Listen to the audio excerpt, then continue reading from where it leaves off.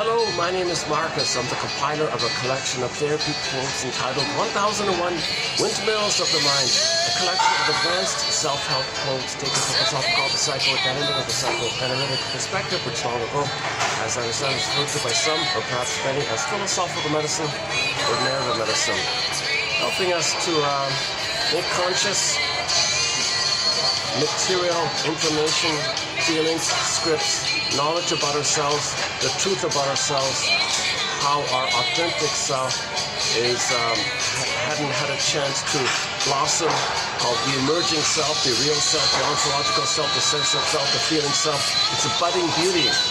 It was there, it was with us in the beginning, but usually with birth trauma, relational trauma, developmental trauma, attachment trauma, weaning trauma, strain trauma, etc., that bud kind of freezes up. So the byproduct is we're not going to feel real alive, and the buddiness of that capacity to feel real alive doesn't stay with us. So that quality of feeling real and alive is suspended in a kind of frozen-like state. In the Greek myth, it turns to stone. Now this quality of feeling real and alive is called your beingness. Now the beingness, they would sometimes refer to it like the moon, the still, calm, powerful presence of the moon. Or in ancient China, I think it's called the yin. In the Tai Chi symbol, the yin and the yang. Right? The yin is the black part, that's the moon, and the white part is the sun, the bright, active one. So night and day, right? And okay, so feeling and doing, feminine and masculine. Okay, this yin and yang like that. So the beingness is the yin, the beingness quality, the serene, inexhaustible fullness of being. Okay, that's the yin, the feminine. So they take the feminine and then symbolize it like a princess. So princess is a symbol for our feeling of the soul and embodiment. So the princess is kind of like the soul, if you define it that way. And what happens to the princess with trauma? Okay, she morphs into a bird and flies away, morphs into a fox or a bear and runs away. Okay, sometimes the earth opens up, called this core. So the soul is sometimes called the core of the person or the heart of the person.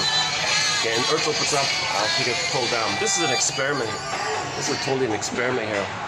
Let's see if I can do it here. I just had their lunch special here, and all that. They said I can still sit here after it's still open, a la carte wise. But I'm having second thoughts, to tell you the truth. It's a busy, noisy hotel here. My first time doing it here. They had a lunch promo. I couldn't resist. I'll just give it a try one time at least. It's okay. It's passable. I won't come back. But actually, they do have a lobby part, an outer lobby part associated with the indoor part. So I'm thinking maybe give me a minute to check out that other side there. Let's take a peek. Hold on a sec. Let's put a pause on the music here, and we'll continue when I settle in here. So, yeah, hold on a sec.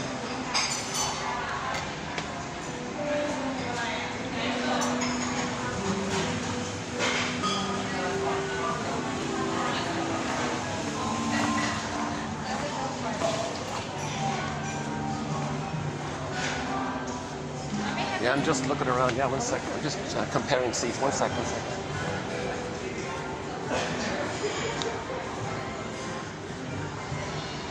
Okay, what if I could do it here, right? I could just move over here, actually. It's quieter here, isn't it? Although, visually it's very distracting, but let's try another one also. What if I just turned around?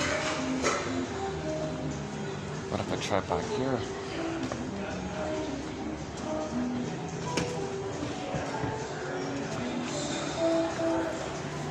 Maybe I can try it back here. Boy, this place is, I'm not used to this kind of environment here. Hold on a second. Let's try another one.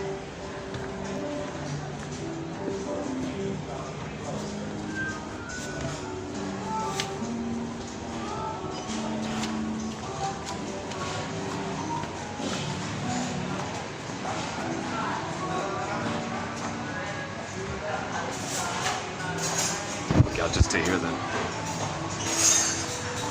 There's some very serious looking dudes in there. My goodness. Whoa. I don't know what they're on. I don't. You know, yeah. And this thing about pain, if pain surfaces up, if unconscious pain, old trauma, unprocessed trauma, and you never process it, it's still there. It's still there. It's still simmering there, right? You push it down, called repression. Like press, like you press down, repressed. It's still there like that. It's always alive. It's always there. It's kind of bubbling all the time like that. And if it does leak up, then you feel the pain. Now your mind might try to process it. Think about it. Why is it there? Create compensation ideas, fantasy ideas, make yourself feel better, some way to soothe yourself, maybe you understand it somehow, what's going on here, maybe distract yourself. But if there's too much pain comes up, some people might take substances to push it down. Jonoff says now you're further away from the cause of your pain. So you feel better in a moment because you repressed it, but you're further away from the source and the cause. Check out the video from a couple of days ago about that one. We got a lot of great quotes by Arthur Jonoff in our collection. Go to 2745 to 70. There's a 26 video run on his work done between January, done during the months of January and February of 2024. So most of those 2 months were all on his work. It's in there. But we discussed hundreds of authors. You know, Masterson, Karen Horney, Edmund Berger recently.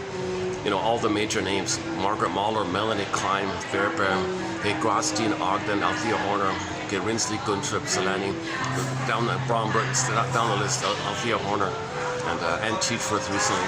And recently we're adding some quotes by Alexander Lowen about the body area. But that one about, so if a person has really severe hypertension in the body, very stiff like a cardboard, that's Jonoff thinks, no, Lowen thinks that's flash frozen permanent emergency fear. Your body's in permanent fear, permanent anger, permanent emergency, timeless kind of thing like this. Your body reflects and expresses the psychology of the immense fear the person had as a baby, like that. And then the body reflects that memory. So it's still there, the body's holding it, yes, the body's holding it. So there's a kind of compromise like that. So the body's helping it in that sense. It's kind of like protecting you from it, like shielding you from it, armoring you from it. But sometimes if it leaks up, you know, then now you couldn't repress it. Now you're meant to kind of like emotionally soothe yourself. So enter the thoughts. So how can I put it in perspective? How can I put this in a broader perspective? How can I forgive my mother? Maybe she was hurt. Maybe she traumatized me. I see. So I have trauma I didn't process. So this doesn't belong to the present what I'm feeling.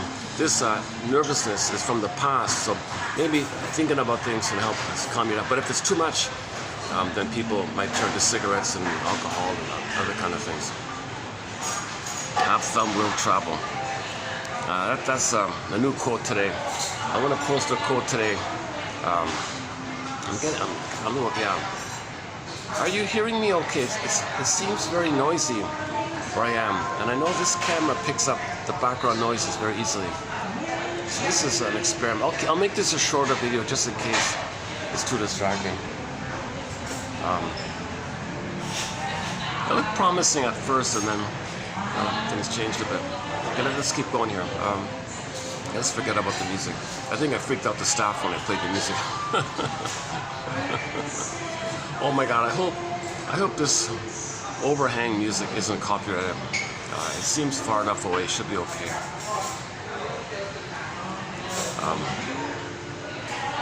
Yeah. So body bears the burden.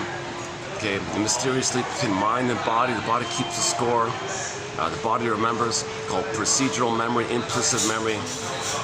Because the mind-body, it's considered to be like a unity, like a oneness, a mind-body. So what happens to the mind, the needs and the feelings, it goes to the body, of course. So the body is an expression. The pain in the body, which can lead to symptoms, reveal and conceal the anger towards the mother. Now, what's anger? Anger was the baby's cry to the mother. Okay, but the mother ignored the distress call, the cry call. He felt tension, more tension, he cried further. Now he's feeling shame, that's his identity. Now he's really in more pain, so he's crying even harder. And it may get to the point where it turns to anger. Anger is the final pathway. Anger is the best chance the baby thinks he has to get mother's attention. So anger means SOS. Anger means the baby saying, "Mother, I think I feel like I'm in peril. I'm in peril here. I'm in peril. I feel like I'm gonna perish, Mother." So.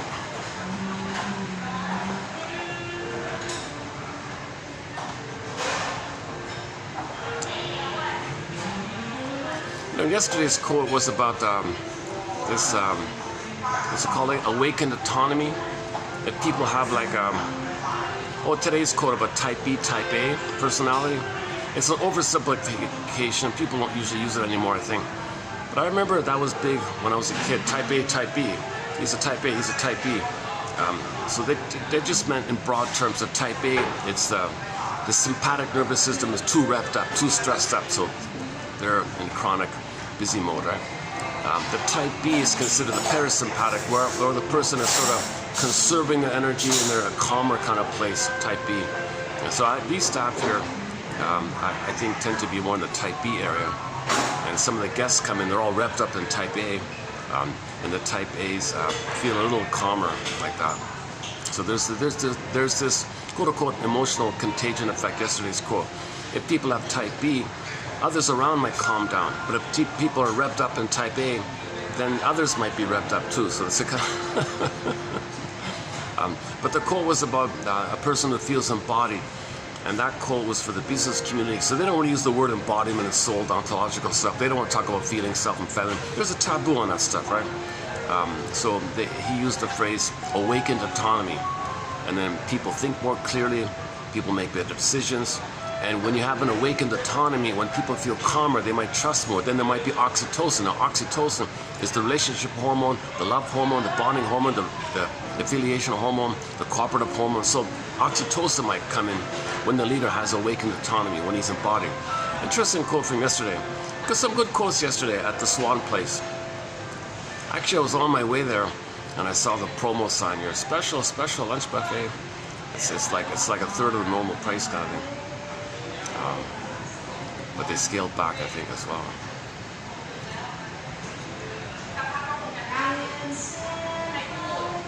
But I definitely won't come back here. It's too dark. Yeah, it's too dark here. This is one of these well-worn, heavily used hotels that's been around since the 70s or something. So it's a kind of a maybe needs some updating at some point. I don't know.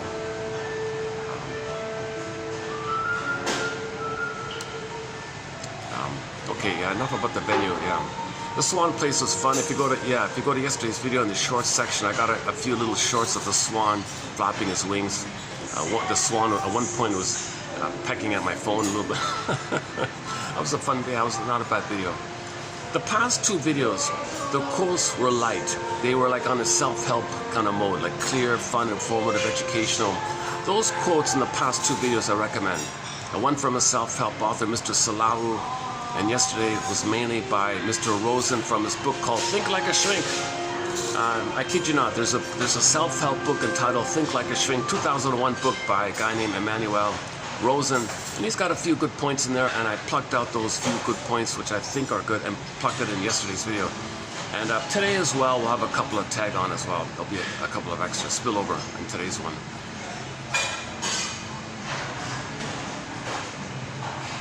So the opening premise is we're born embodied. Okay, so that's the budding beauty. So the budding beauty, think of it like Snow White. What happened to Snow White? The princess Snow White. Personification of your soul, Snow White, princess of soul. Okay, embodiment, feminine being. What happened to Snow White? She's in a coma. Right? So the metaphor means your soul is in a coma. You don't feel like your soul is in a coma. You're sleeping like that. So it's not awake to you, it's not alive to you, it's kind of flat. Sometimes called flat affect. So another variation of that theme is the pin goes in a collar with trauma. Out of the collar, okay, the emotional body goes flat, called flat affect. The affect, the feeling goes flat, like flat. It's not dead, it's just flat, like in a coma, like Snow White in a coma, it's just flat. Flat affect. And yes, above the collar you see and understand, but you're not feeling in the world. You're not living in the world in a feeling place. Now we live to the extent that we feel. We live to the extent that we're embodied and come from this awakened autonomy, to use yesterday's phrase. We want that awakened autonomy. We don't want a a flat feeling like that. We live to the extent that we feel. So that's the core opening premise. We're born a body, it's meant to be part of us. Trauma makes it go flat. And then the fairy tale shows you the exiling of this aliveness by creating the feminine as a princess. The princess flies away like that. And that's sort of the opening premise. And this can be imagined in numerous ways. If the earth opens up, this core gets pulled down. Disney film inside out, two joints down, went up the tube, similar idea. And then the idea of the crack in the earth, some people bore that crack, that geological metaphor, the geological trauma, the crack like a fault in the earth, like a crack. So sometimes it's like a gap. You see a gap like that, like a fault, like a gap. Wait a minute, gap. Let's borrow that idea. So someone was clever. They said, well, the gap is, what is the gap? Let's borrow the image of the crack in the earth that the Greeks had. Let's talk about this gap. There's a gap between what the baby needed, and what he got. That gap, crack open, pulled away, soul pulls away. The gap. That's the problem, right? Babies don't expect there to be a gap. Babies expect and is entitled and has the right to have a loving mother to meet his needs. Baby expects that. Baby has an innate expectation that mother will be there and be attuned and welcome him, make him feel safe and go to developmental point. He expects that. If that's failed, there's a gap. So the crack earth opens up and the soul, this core, princess core, heart, soul, embodiment goes away like that. That's the opening premise. So now we feel numb, we feel something's missing. And this comes to your attention usually at midlife. Usually at midlife people say something's wrong, something's missing. They feel like they're sleepwalking to life, going through the motions of life, something's missing. Is that all there is? I don't feel really alive or something. So you hunch it, you have a sense about it.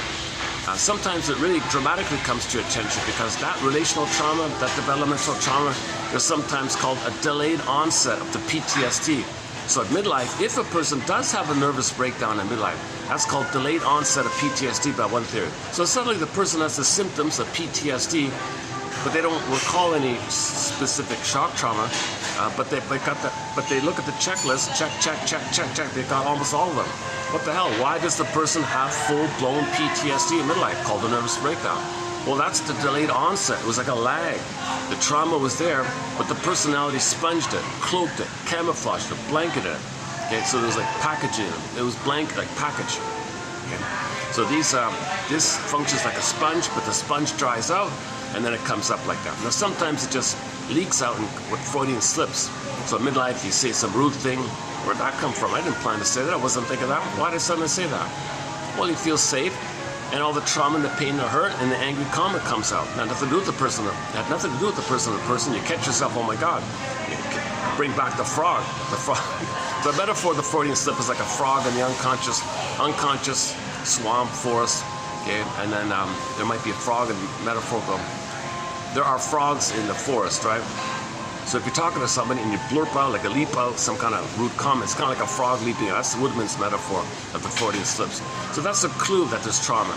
If unexpectedly you say that. If the humor is kind of dark, that's kind of like a Freudian slip. If your humor is dark, that's a Freudian slip. If somebody has a sarcastic sense of humor, okay, that's the trauma of the oral fixation. Yeah, that's the trauma of the part-object relating, weaning trauma, oral fixation. That's the oral phase trauma. The first 18 months, quote-unquote, oral phase, the trauma there. And one of the symptoms, or one of the characteristics of the oral trauma is sarcastic humor.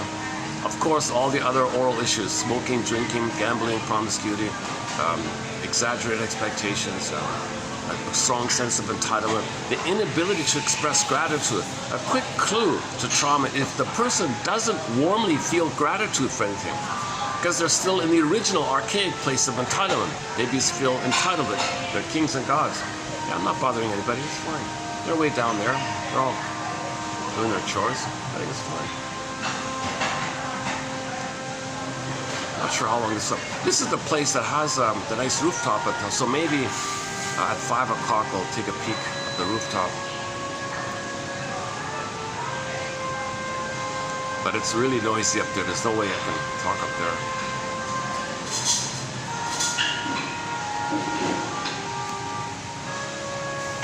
It's not too comfortable here like this one. my portable chair is more comfortable. Okay, enough about that.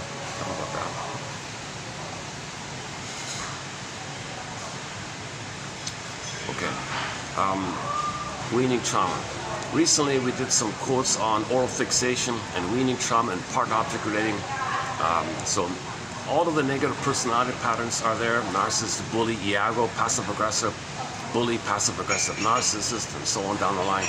Okay. And all of those negative stinger personality patterns, avoidant, usually it's avoidant or reactive. You know, the bully one. Yesterday they talked about the RAD, reactive.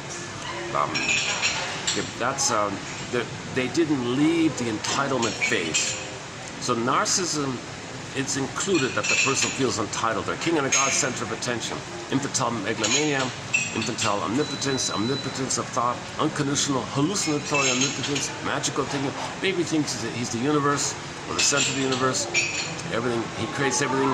He's this powerful, magical, all-powerful being, the baby. He thinks he's a little god, basically. So it feels entitled to get everything. When something happens, of course, he's a god. It's supposed to automatically be there. So there's no sense of gratitude yet, because he doesn't understand differentiation from the mother. Him and the mother are one. It's fused, symbiotic, merged. Famously known as, he doesn't know where he begins and ends and where the mother begins and ends. It's called undifferentiation, non-differentiation. Participation mystique, unio mystica, mother infant dual unity, like that.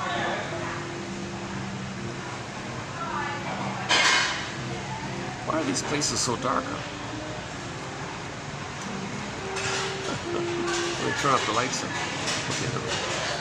I noticed some of these hotel kind of lobbies and restaurants are so dark for some reason. Or maybe, no, I see. Maybe in the morning, people come down, they're a little groggy, they want to hide or something. I don't know. No idea. Okay.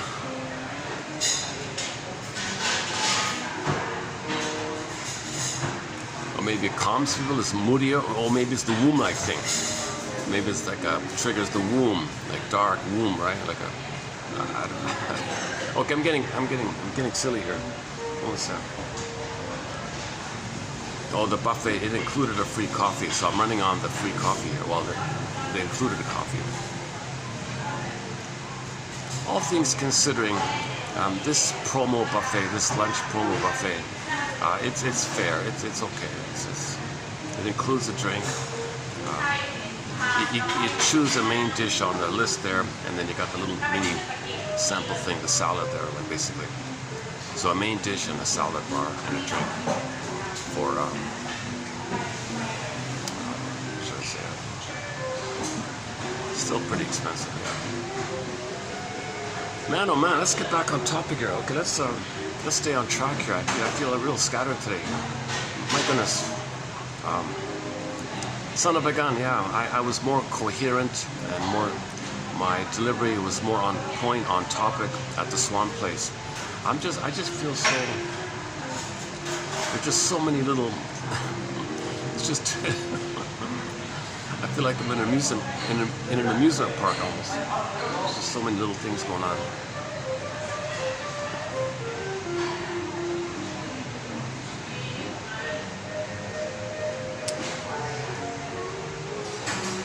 Yeah, let me calm down here. My goodness.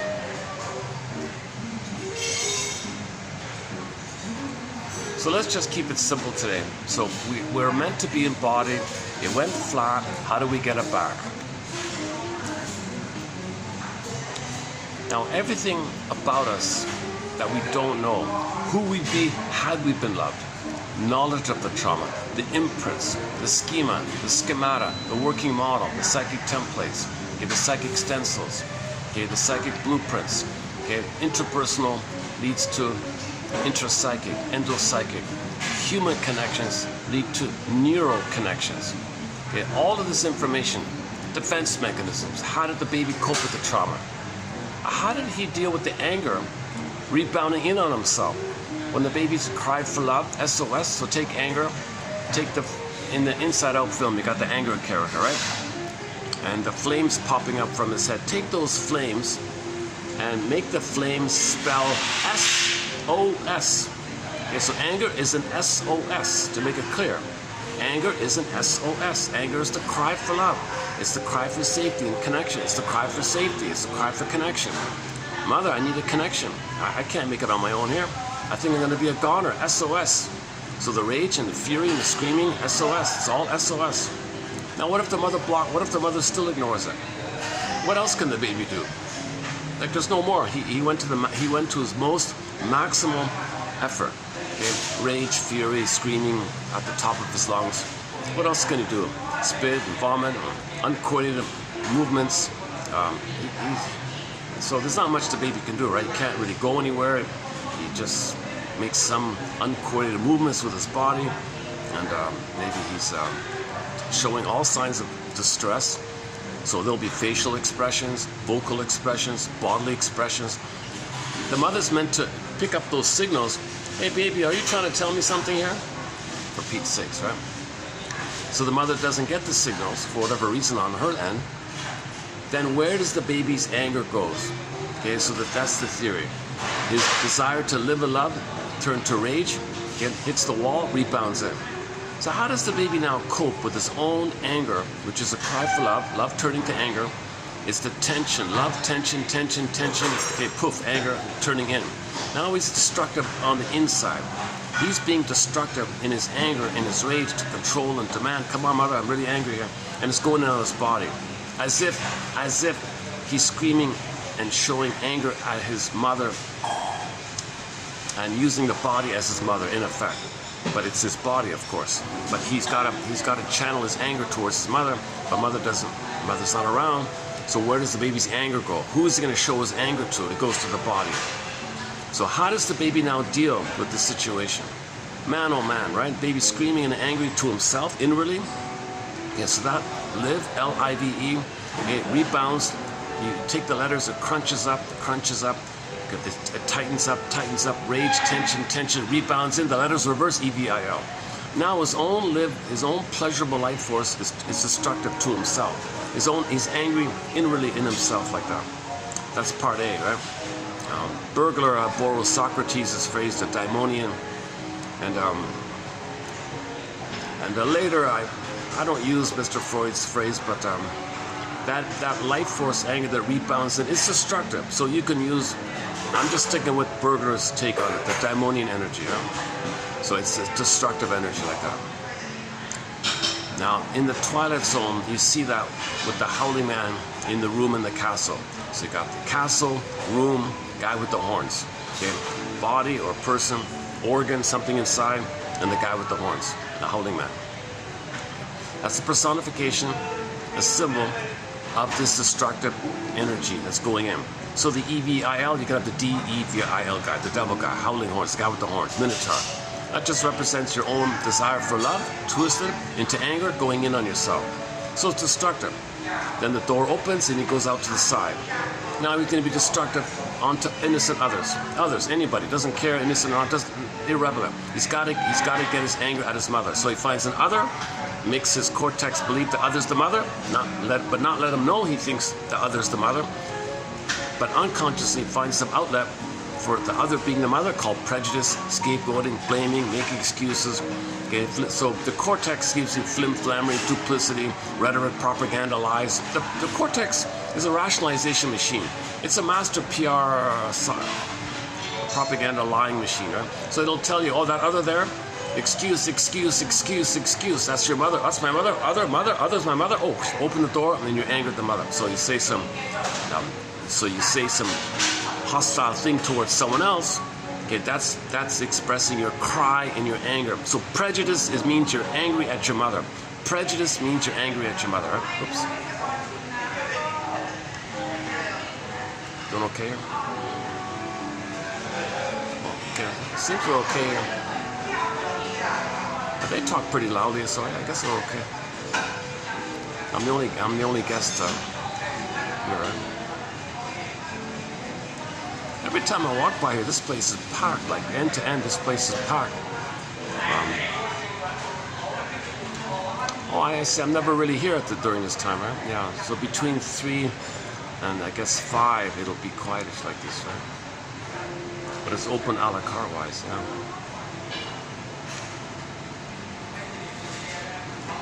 Let me change it up. Let's try this.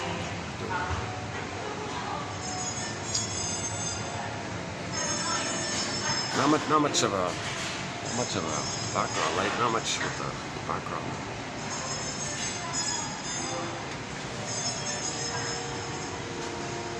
If I just do it like this, just try it like this. Okay, let's try. Oh, I don't boy this. Gotta find a way to settle in here. I'm still not settling. I'm still kind of fidgeting around here a bit. Okay, where are we here? Where are we here? So we're talking about how do we raise consciousness so that we don't need to repeat, reenact the past in the present, hoping to undo the past, get the love that we should have received in the past, because that brain doesn't know time, that unconscious brain doesn't know time, the survival brain doesn't know time, the amygdala, the nervous system, the brainstem doesn't know time, the traumas there keeping us in a permanent, timeless, frozen, emergency 24/7, timeless, forever emergency, and our bodies reflecting it. So we're going to life in a permanent emergency.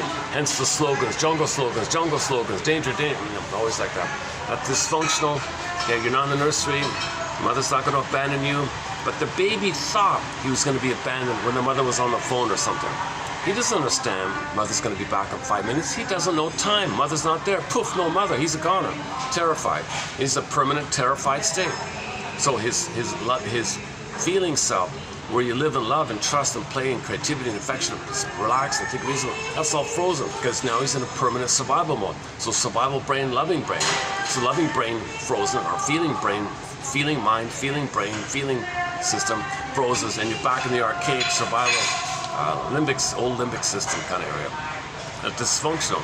There's a script there. There's a traumatic script there. There's a traumatic script. It's a traumatic script. Now, when there's a traumatic script, we repeat, recreate. So in the present, we provoke, we misuse, we twist, we wrench the present to fit the past in order to see the present, misuse the present, perceive the present, perceptual bias, cognitive bias, twist the present to fit the lens, to fit the template, or you can transfer the past template to the present, okay, and see it through the template. Now, since there's no time, you're always coming from that template. So you're in the present, but you come from the template. So you can either say you transfer the template to the present and see the present as a new edition, a replay, a recreation, a reenactment, a new edition, a replay of the past, like that. And then now we're talking about emotional. We're talking about your motivation, your agenda, your grand design, like what you're really after, like what you really want, your needs, your unmet needs, your childhood needs, like that. So yes, materially you understand the present. Yes, you can pay the bill, drive the cars in it, but an emotional place. And in terms of getting back your feelings, your embodiment, that's what we're doing. Okay, so repetition compulsion is you're going to repeat the thing. So in the present, how do you repeat the past? You're not in the past, but how do you repeat the past when you're not in the past and you're in the present? Enter symbolism, acting out. Okay, now enter associations. So baby wanted mother. It failed. A great hope failed. You heard no noise. The wreckage was within. O cunning tale that led no innocent. How do you repeat that? How do you replay that? Hoping for a better past, hoping for mother to reply, hoping the mother to understand. It did happen. But that brain doesn't know it. You got a compulsion to repeat, repetition compulsion. Due to the compulsion to repeat, okay, that's why we transfer to the present, because of this compulsion, because we're in pain. We want to get out of the pain. We want to get mother's love, to get our feelings and our love place.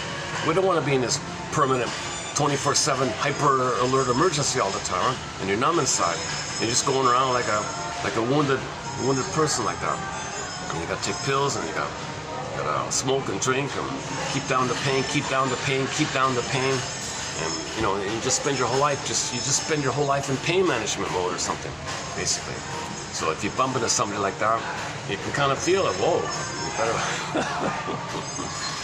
because in new situations, they see the present kind of like their past, so they may. If they see you as vulnerable, they'll say, okay, what they might do is, okay, you in the present, you look vulnerable, or you look weaker than me, so fine, you'll play me, I'll play the mother. I'll think badly about you the way my mother thought badly about me, because I want to know that my mother thought badly about me. How do I know this?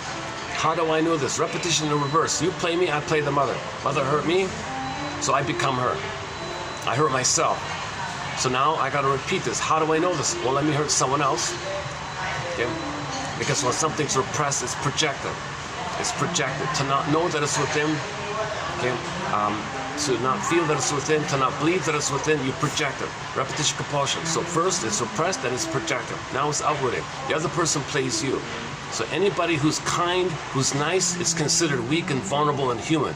Anybody in the quote-unquote human side of being human, anything to do with feelings and humanity and gratitude. If somebody shows gratitude, if a person in survival mode looks at someone and they see that they have gratitude, whoa, that's a huge sense of taboo on tenderness, taboo on feeling, taboo on gratitude.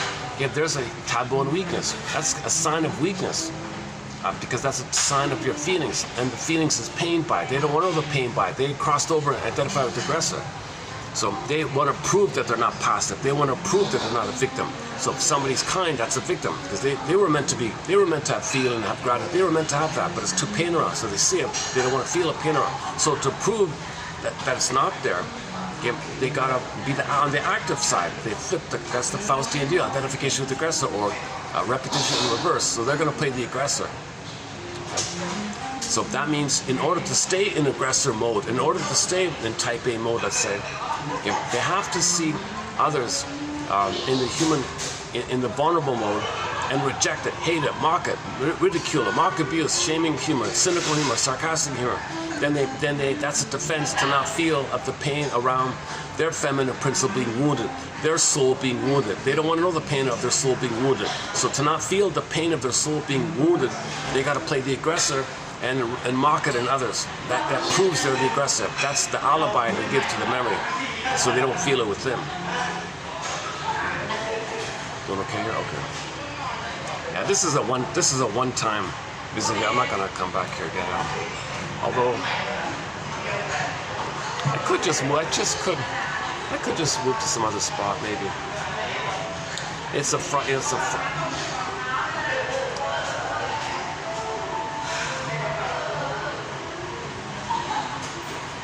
Friday here, so it's much easier. Oops, there's my phone. Hold on a sec. I get my.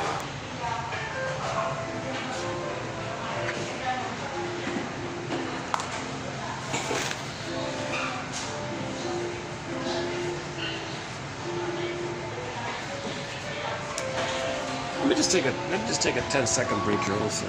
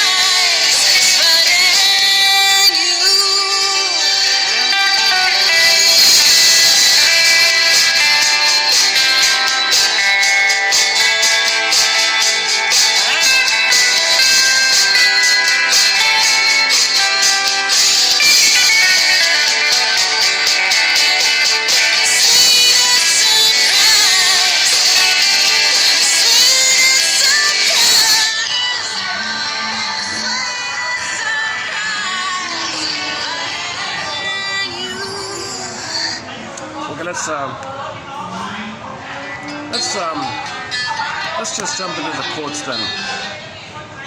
Let's read.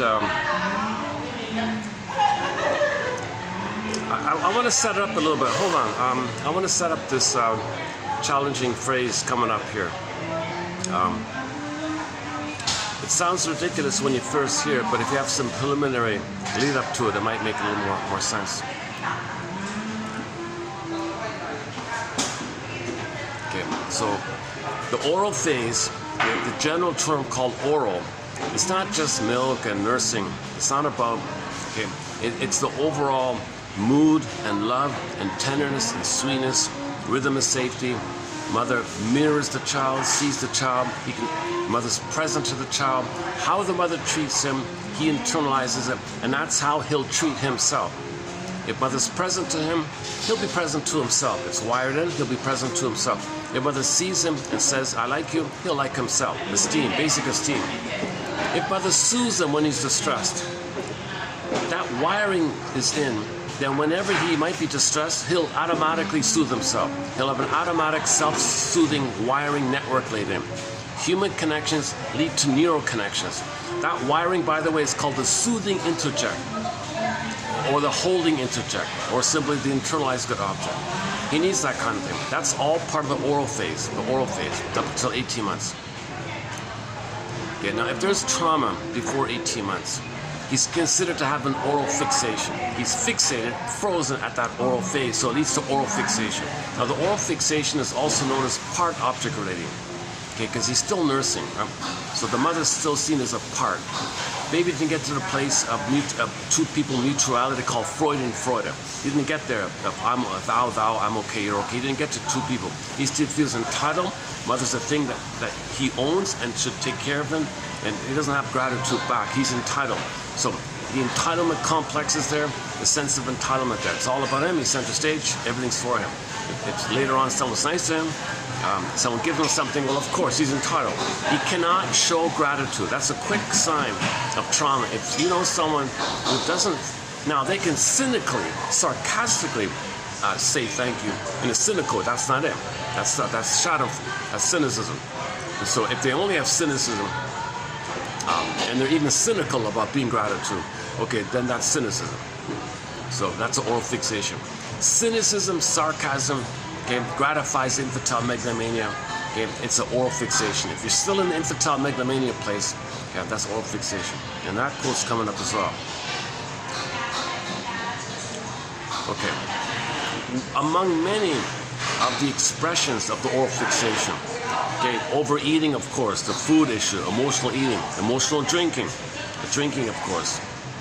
So it's not just about putting things in your mouth, right, like food and drink and cigarettes, okay, and the thumb.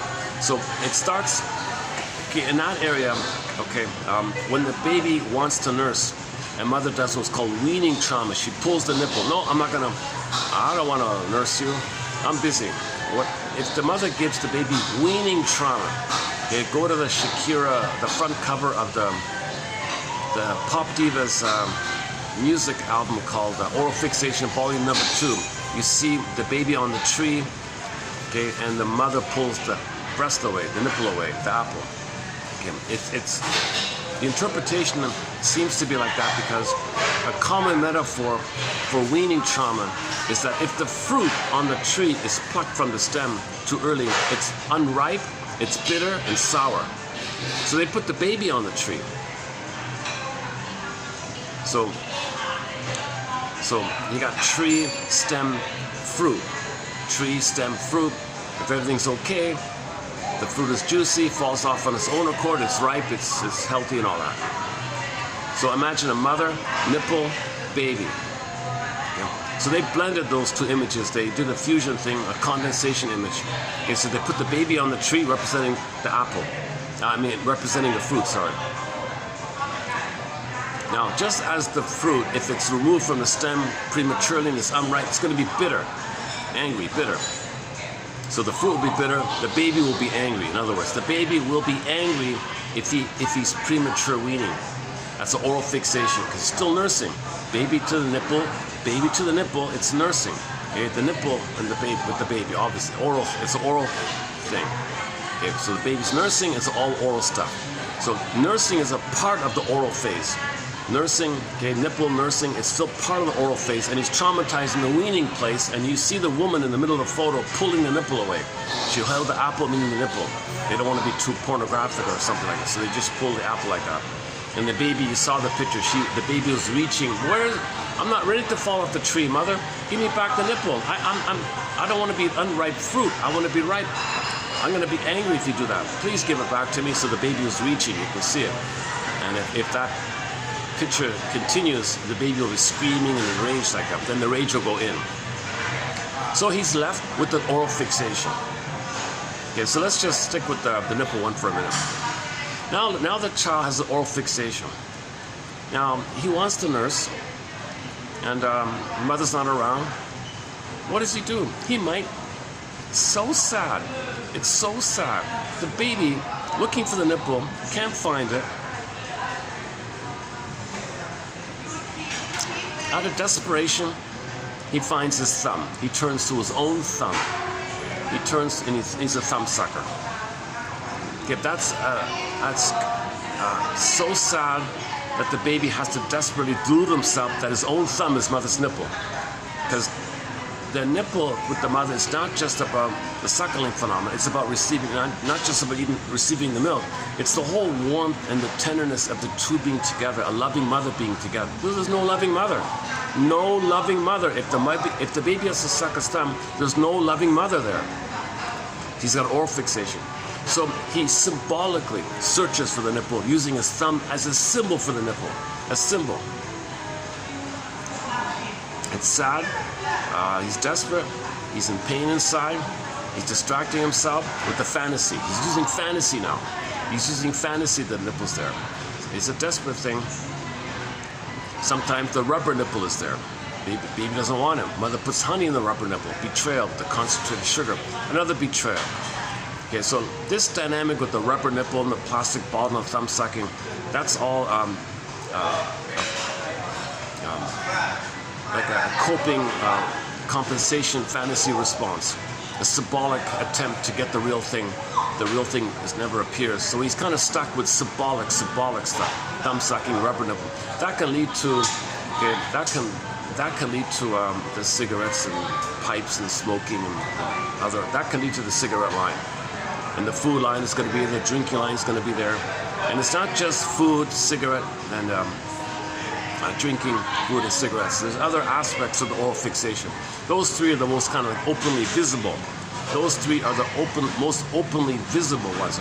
So for that point, go to another music front album cover by the singer Kim Mitchell. He's not an internationally well-known artist. He's sort of just a local boy, a local artist from my hometown, the Toronto area. A guy named Kim Mitchell. I'm not really a fan, although we do have 2 of his songs on our soundtrack because of that album of his. He made a huge contribution because he has an album cover called Oral Fixation. Okay, he did a little word play. He called it with a U. Didn't want to get in trouble. If the interviewer says, "Why are you talking about oral fixation? Are you blaming the mother? Are you criticizing the mother?" No, I put a U. To see the U there, oral, audio. I love music. I'm fixated on music. Oh, okay. So he tries to get away. So he had to protect himself. But the image, so forget about that. The image. So he would use a distraction. But the image, look at the image, the front cover of that album called Oral Fixations by the singer Kim Mitchell. Then forget about the music. It's just rubbish. It's just forget about. But the 2 hits we have come from other albums of his, Patio Lanterns and Easy to Tame. Those are from other albums. And he's a little bit well known for, he used to be the lead singer of a band prior called Max Webster. He's got 2 hits on there. So, okay, back to the album cover. So you see on the cover the byproduct of the weaning trauma. So Shakira's album shows you weaning trauma. She pulls the nipple. Now oral fixation. Now you see the oral fixation. See, Shakira does both. She shows you the image weaning trauma and names the album Oral Fixation. So she shows you, it's more complete like that. The Mitchell one just shows you the symptoms or examples of oral fixation. Okay, so there were 4 examples. Number 1, the mammaries. Okay, the mammaries. I'm not going to use the bountiful teats. The guy from Time magazine jokingly called them the bountiful teats. Okay, I think he's pushing it. Let's just call it the mammaries. Sort of bridge way there. So you got the woman with the mammaries there. Okay. So that's number 1. If a man is obsessed with a woman's mammaries, okay, that's oral fixation.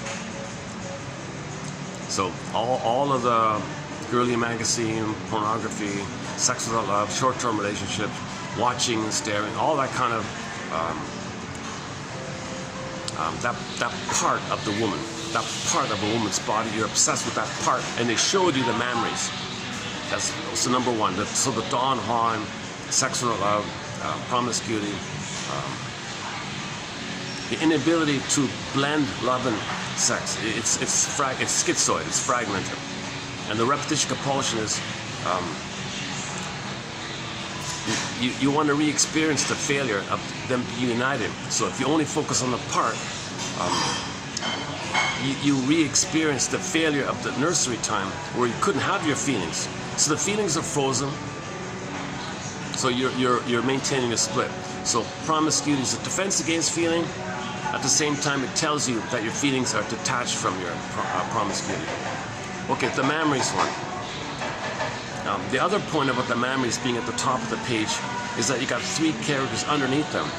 So those three characters, okay, the eater, the boozer, and the drinker, the drinker, boozer, the boozer, drinker, the gulping eater, and the cigarette, nail biter, nervous one.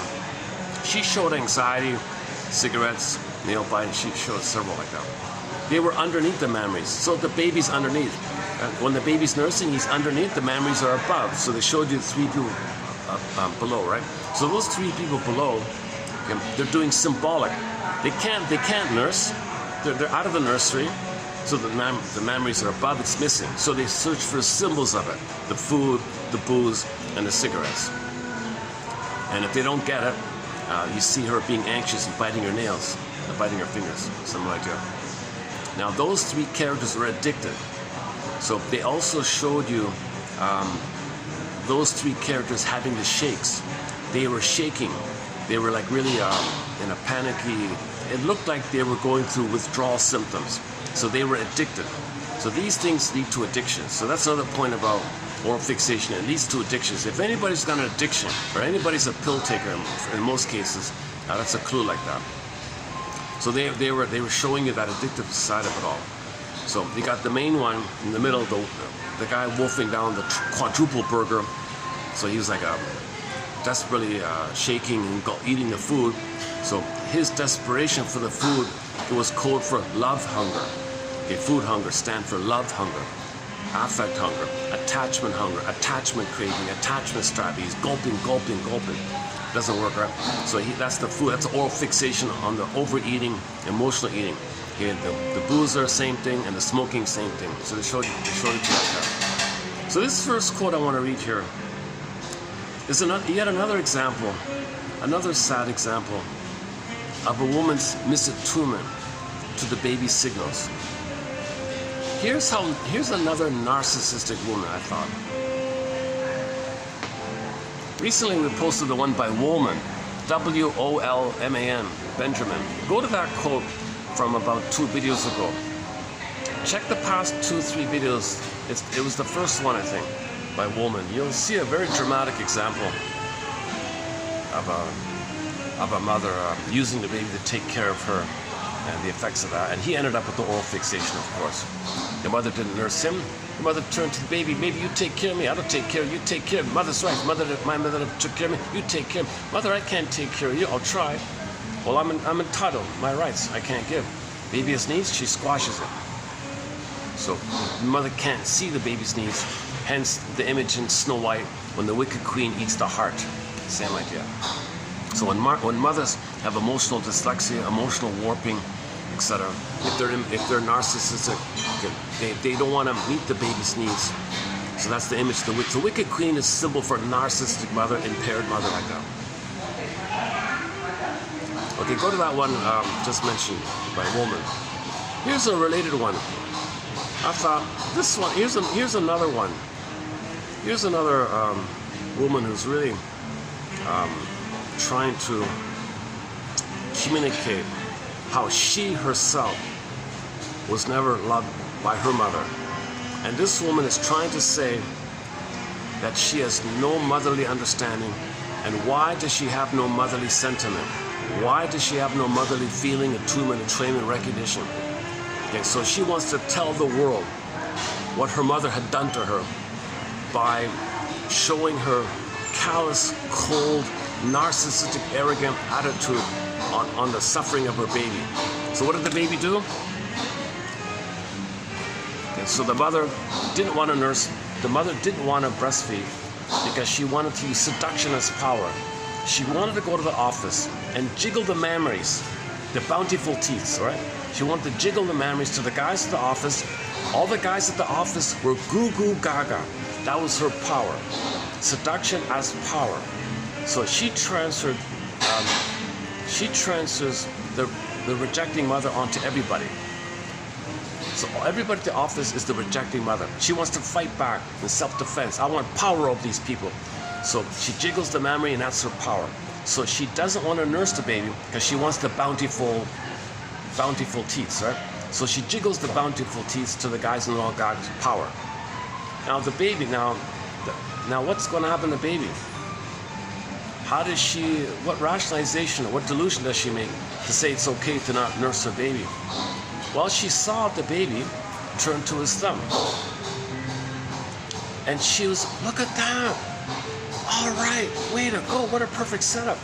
The little boy will use his thumb. Have thumb will travel.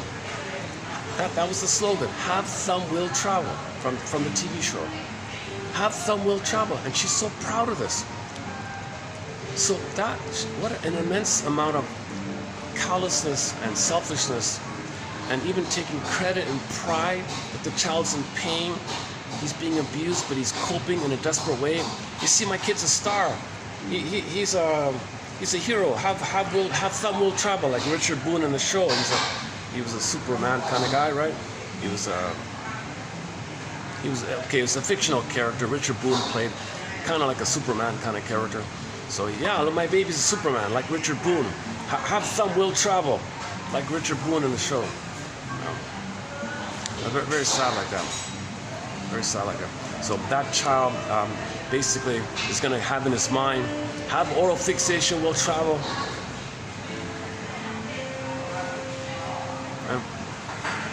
Have part object rating will travel. Have trauma will travel. Have love hunger will travel. Have weaning trauma will travel. Okay. Have thumb will travel. So thumb is symbol for the mother. So I have a memory of mother not loving me, and I will travel with that memory and I'll search for symbols of mother.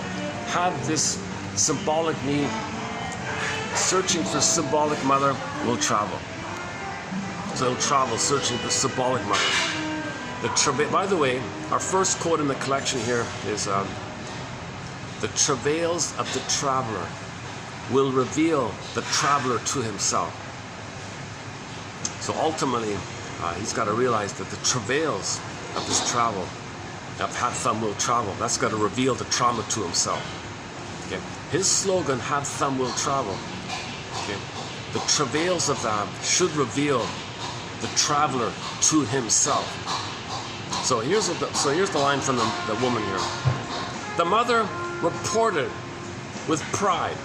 She reported her abusing the baby with pride, ignoring the complete absence of affection. So she ignored the baby's needs for tenderness, love, and affection, and she reported with pride that the baby turned to his thumb. A performance which could be entitled, Have Thumb Will Travel. That is to say, so long as he had his own part object, manifest reaction to object loss was not observable. It was not observable. The baby can't mourn the loss of the mother. First of all, the baby can't mourn. He never got an identity to mourn, so he's not going to mourn. Plus, he's sucking his thumb, so now it doesn't show to the mother that he's in distress. So the mother thinks, oh, look at this kid. No problem. He's using his thumb. He doesn't need me. He's got his thumb. Isn't that sad? Isn't that sad? Of course it's sad. Then you'll see people smoking all over. Then you see people smoking, drinking, gambling all over the place. Promiscuity, girly magazines, staring at memories. And if the woman is victimized by this, she may focus on the memories to have seduction as power. Just wants the attention. She wants the power. Attention means narcissistic supply. Attention like that. Doing okay, huh? Maybe I should check in with the manager. I'm not talking too loud, right? I don't think so. No, it seems okay. They're okay. They're way down there now.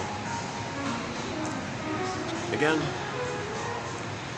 the mother reported it with pride, ignoring the complete absence of affection.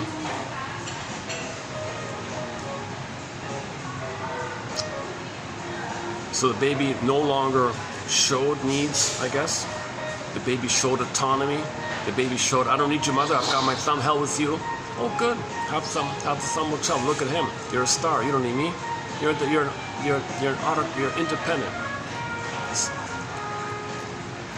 That kind of independence is called narcissism. So narcissism means they're entitled to receive and they don't need others. Others are just things that give them supply. They don't need to love others. They want supply from others. Attention, admiration, people looking at them. So the women who jiggle the mammies want men to look at them. That's the supply. They don't need to love them. So they're just in a solipsistic bubble of maintaining the solipsistic dream that they're a self-delusional, infantile baby god like that. That's all. They don't need others. They haven't reached the place of mutuality, creativity that two people. They don't have Freud and gratitude, and two people love. They don't have two people love. So in the promiscuity area, that's why there's no two people love in the promiscuity. In the promiscuity, there's no two people. In the promiscuity, the other person is just is a fantasy figure for the minute as a part where they can just repeat the disappointment. So in the schizoid, for a moment they want to feel safe. For most Don Juans, it's a status, like a power number counting status thing. So they have neurotic supply or schizoid supply. There's no person to person. So the person to person means the body and the feelings are together. They don't have that, it's split. So the promiscuity maintains the split. The promiscuity is the repetition compulsion of the split. It's the attempt to know that there's a split. And there's a pain. Like any kind of addictive activity, it's going to be addictive. Because the pain, you repeat for a minute, you feel better, and then you feel worse. So if you have a neural track about what makes you feel better, it becomes, the grooves get deeper and you refer to it more easily like that.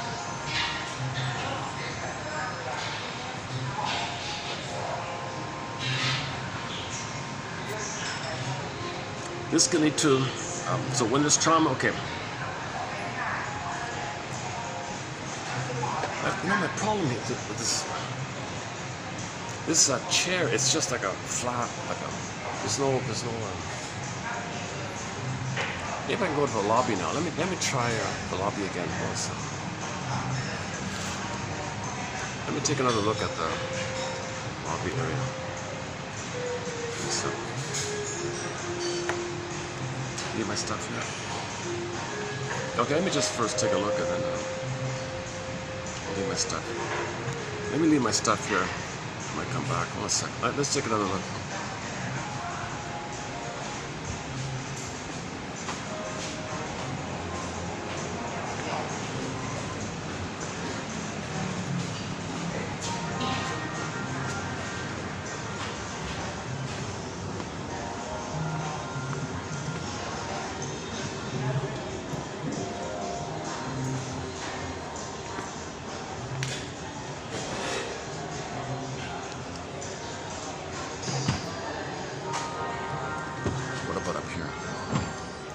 Yeah, okay, it's maybe a little better here.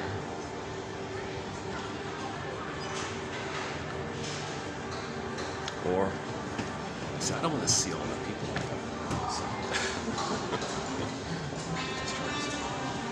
Let's try this. How about this? A little better.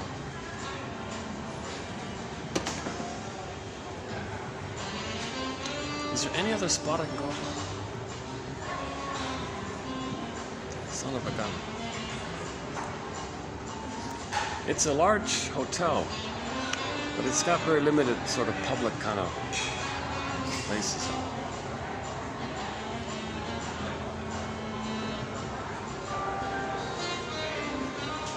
Let's try one more. Let's try one more.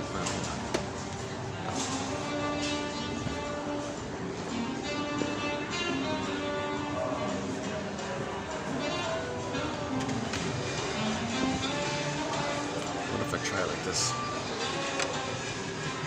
Yeah, okay, this might be Maybe this will work. Okay, let me move my stuff over. Hold on a second.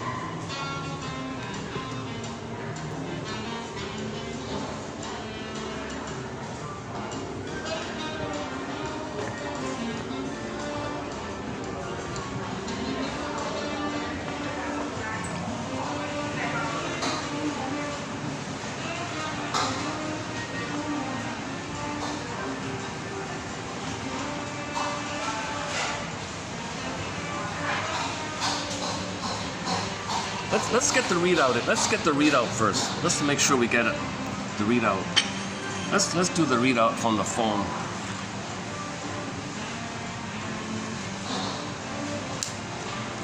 That way I make sure I get it in. So let's read out. So I'm going to read out a preview of 3124. 3124. So that first one there about half thumb will travel.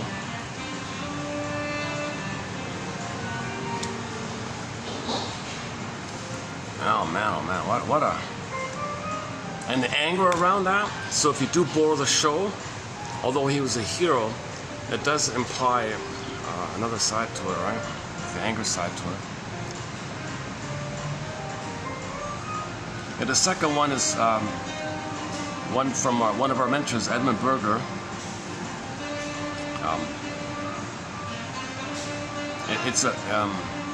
It's a continuation of a previous discussion, so I won't redo the whole topic. And then the third one is some good, solid, brief definition of terms. It sounds boring, but a doctor wrote this, like a medical doctor wrote this. So you'll get a few sort of term, like for example, scapegoating. What's scapegoating? The projection of blame, hostility, or suspicion onto one member of a group or by others to avoid self-confrontation. It's a very, very catchy, very pithy, very concise definitions. To avoid facing yourself, to avoid looking at a man in the mirror. Something's hurting you, your anger is hurting you within. Your own anger is attacking you. Something's attacking you. You project that image of the thing, of your own anger attacking you, that monster, okay? So your own anger poofs into a monster. The monsters within, monsters of the id monsters. Okay, forbidden. Go to the film Forbidden Planet. It's within.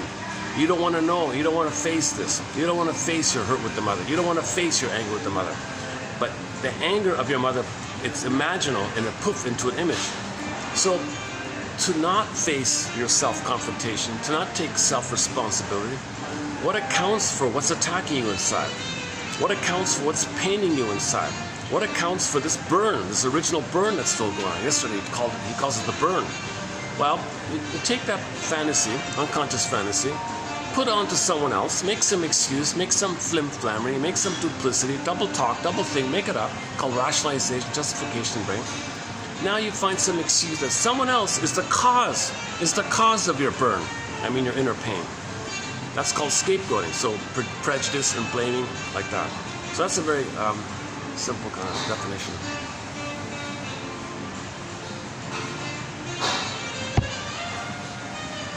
Second thought, let's just stay here. Okay, let's continue with these definitions. Okay, this is from a doctor and her colleagues, sort of like one of these medical dictionary kind of books. Okay, repetition compulsion. What's that? Repetition compulsion. It's an unconscious need to revert to, and repeat earlier situations, behavior patterns, and it acts to experience previously felt relationships. That's what I mean. I like his very abbreviated summary here. That's a good one, actually. Repetition compulsion. It's an unconscious need. An unconscious need to revert to. You're reverting to it. You're still there. And repeat that relational, painful relation. You cry for love, others say no. So either you play yourself and find others to say no to you. You coax others to say no to you. You prod others to say no to you. You only want others to say no to you because you got to repeat it. Or you flip it. Others play you, and you're the mother who says no to yourself, and others play you, and you say no to them. So you're reverting to that past, and then you repeat it, either directly, like benignly, you play yourself, others reject you, and you see it that way, make it happen that way, or repetition in reverse. You play the mother, others play you, and you treat them the way your mother treated you. You play the mother, and they play you. Repetition compulsion, an unconscious need to revert to and repeat earlier situations, behavior patterns, and it acts to experience, it functions to make you experience previously felt relationships. Okay, still okay. If there are any other guests here, I'd leave. I couldn't do this like this. I'm the only one here. Okay, let's just stay here then.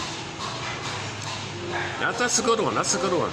Okay, repetition compulsion, an unconscious need to revert to and repeat earlier situations, behavioral patterns, and it functions to make you experience previously felt relationships, and of course the emotions with that as well. It's together. Okay, next one here. Okay, this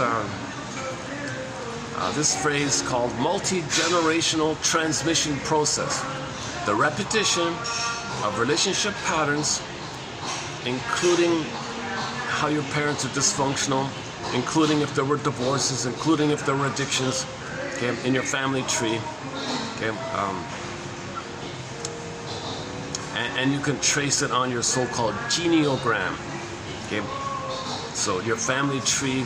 So if you're lucky and you have a genealogram, okay, you'll see these things all over the place.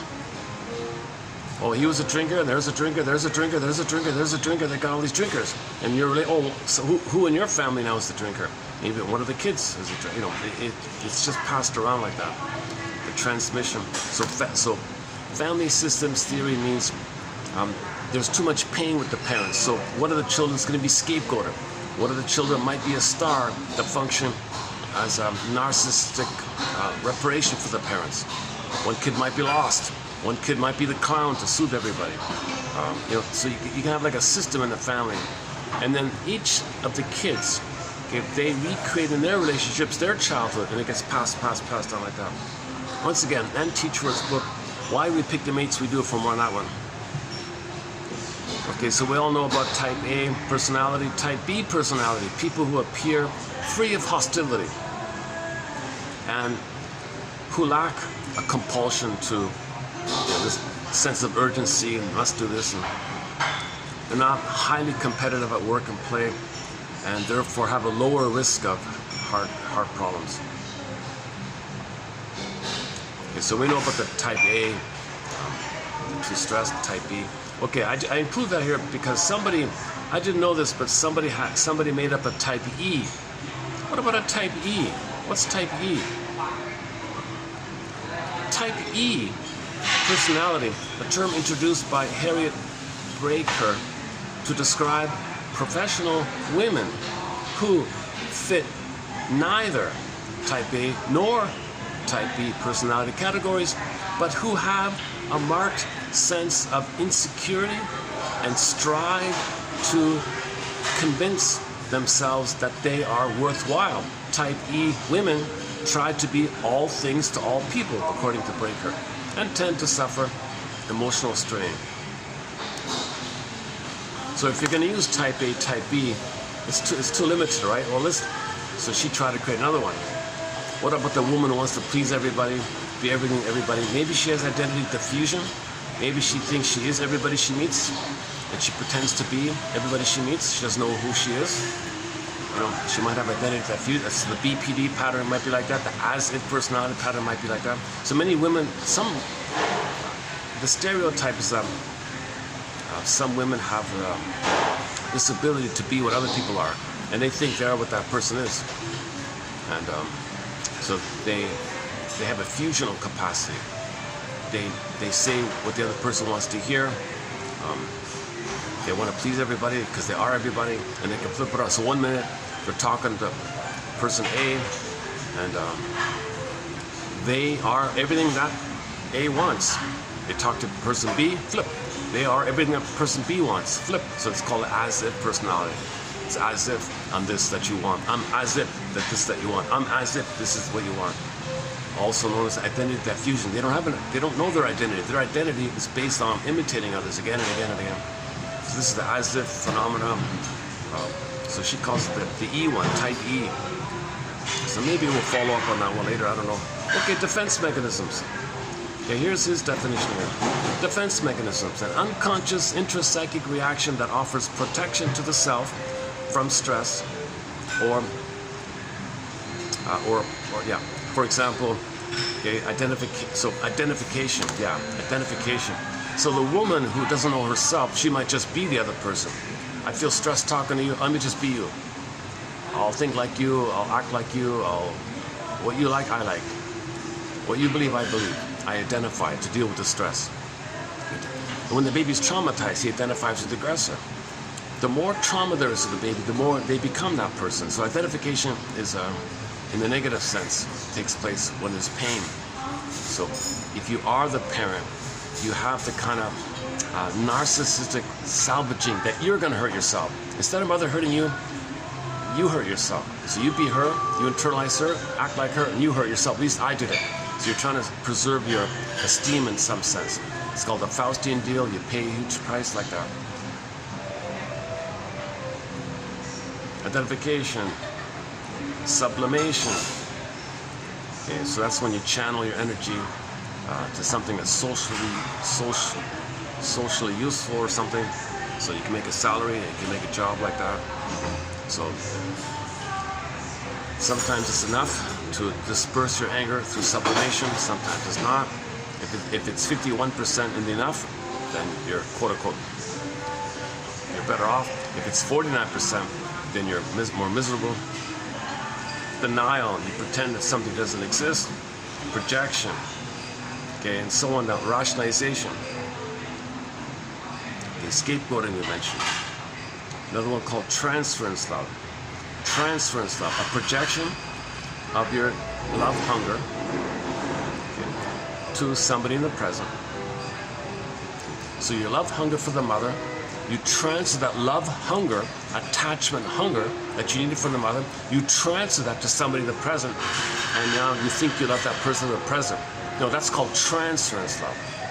So all these songs are called, all these pop songs, most of these pop songs, they're actually talking about transference love. It's pretty intense. You're my everything, you're my all. Well, for the baby, the breast was everything. The breast was the world. The mother was the world for the baby. That's failed. So you say to the girlfriend, you're my world, you're my everything. It's called transfer. You don't even know them as a person. Like that. So most of this stuff is transference love. So just be aware of that. Okay, inner conflict, psychic conflict, okay, or mental struggle, either conscious or unconscious. Okay, resulting from simultaneous presence of opposing or incompatible thoughts, ideas, emotional needs.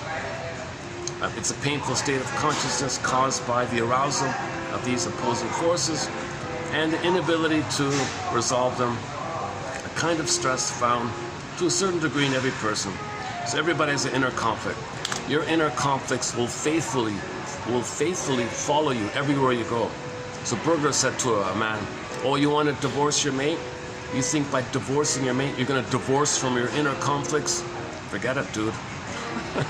Forget it, man. Your inner conflicts will faithfully follow you into the next relationship. So face your inner conflicts. You can save your marriage. Divorce Won't Help, the name of his book. He had a popular book in the 40s called Divorce Won't Help. Apparently it was a big best-selling book. He's got two well-known self-help books, Divorce Won't Help, and another one, and a related one called Unhappy Marriage and Divorce.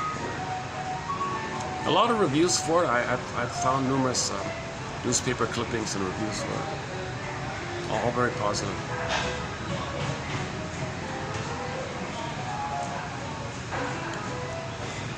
Okay, so this phrase, depth psychology. So it could be analytic, it could be dynamic, psychodynamic, psychoanalysis, psychoanalytic, or sometimes generally called depth psychology. Any approach to psychology that emphasizes the study of personality and behavior in relation to unconscious motivation. Unconscious motivation, the puppet master, the double self, the secret self, the shadow self. Okay? The one that walks with you, who's not like you, who is you. Someone's living your life, you know nothing about him. So everything about you called the repressed self, the denied self, the disassociated self. Okay? That's the unconscious motivation. It's driving, it's got power, it's got memory, it wants to repeat, it still wants love, childhood wishes, inner childhood past wishes. Once again, play the Ginger Rogers clip from the film Lady in the Dark. This crusty, tough, hardened businesswoman, billionaire. She was a billionaire woman, tough, kind of barking kind of woman. I'm exaggerating. So she was a kind of a bit of a perfectionistic, very perfectionistic, OCD control kind of woman. So she couldn't love or trust everyone. So finally she went to the shrinker man. After her therapy, she came to the realization, oh my God, I'm being driven by old childhood wishes. I can't believe it. Lady in the dark. So lady in the dark means woman who's unconscious of herself. So then she, at the end of the film, she became conscious. But for most of the film, she was a lady in the dark, a lady not knowing herself. She didn't know herself, in other words. So this is called depth psychology.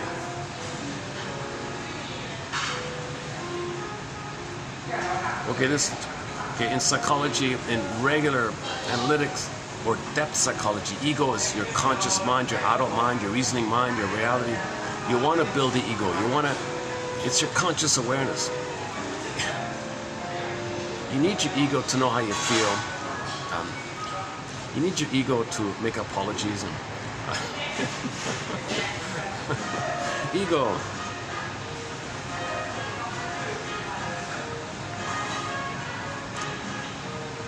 Where to go here? The conscious sense of self.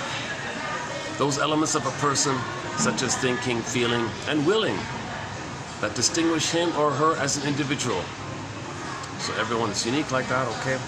The part of the psyche that experiences and maintains conscious contact with reality and tempers your old trauma, okay,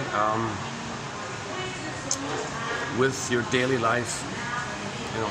So it mediates your past trauma and your daily interpersonal life. It mediates like that. Like if you're triggered, see, if you're triggered, you need your ego in the middle when you're triggered.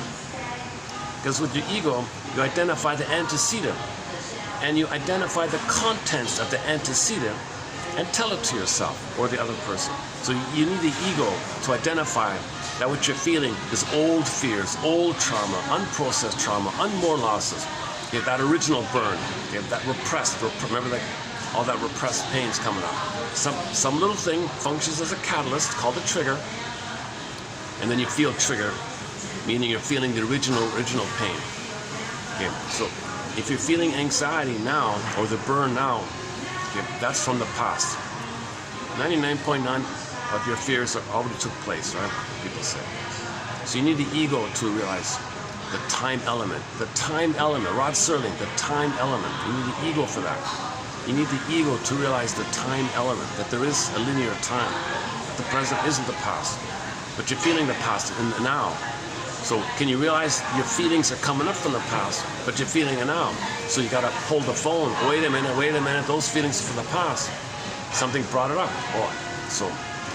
So you're aware of unprocessed trauma, unmourned losses, unmetabolized losses, unformulated, unsymbolized, unidentified, etc. So it's coming up to you. So identify. So you want to build the ego. These quotes help you to build the ego. They function like a thread, a Virgil, a guide, lantern. Emily Dickinson, I have lantern. In search of myself. Oh, it's getting darker on this. Oh, it's getting dark outside already so quickly.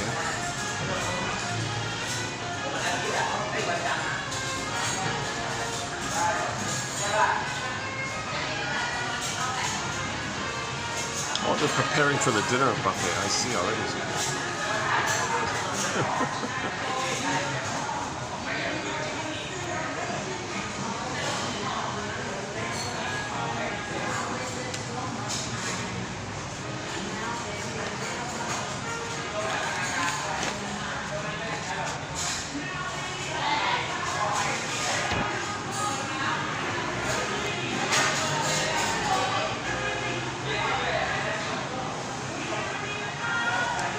Somebody said if a place is busy, they don't want you to be too comfortable, so the chairs will be hard, so they can recycle people. If the place makes money by having you linger, it'll be more comfortable. So I don't know about that.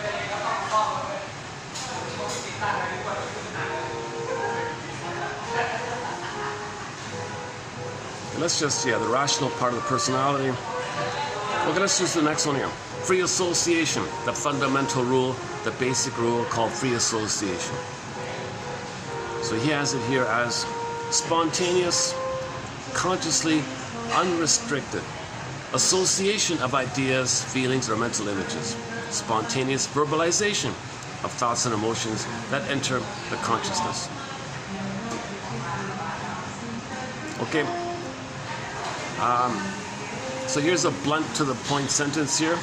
He says here, narcissism is, narcissism in the adult is abnormal. Narcissism is infantile stuff. That's oral fixation, part of object grip. If you don't have gratitude, that's narcissism. If you feel entitled, the world owes you a living and stuff. When you got revenge fantasy, the world, and you're vindictive, it's filled with spite and hostility. That's narcissism. Okay, that's infantile rage still, and you're frozen there. So that's abnormal. You're supposed to be an adult, not an angry baby in an adult body kind of thing. Adult patterns of behavior associated with the oral stage include overeating, alcoholism, addictions, smoking, loquaciousness. These are the people that talk vaguely, impressionistically, a mile a minute, real vague. It's confused and choppy. They want to impress you. They want to oppress you. So they mislead you, make glittering generalities. So they have a lot of verbal expression, loquaciousness. So he thinks that's the oral fixation. And he includes sarcasm. Where is it? Sarcasm. Where is it? Adult patterns of behavior associated with the oral stage. Okay, oral fixation, oral trauma, weaning trauma include overeating, loquaciousness, alcoholism, smoking, addictions, and a sarcastic personality. The sarcastic personality is the bitter. There are bitter people, bitter banter, okay? Because they're unripe, like the fruit is unripe. The unripe fruit is bitter. Well, the baby with weaning trauma pulled away, like the fruit being pulled away, they're going to be bitter. Sarcastic means bitter, so they're going to be bitter people, sarcastic people. That's weaning trauma, that's an oral phase, oral fixation.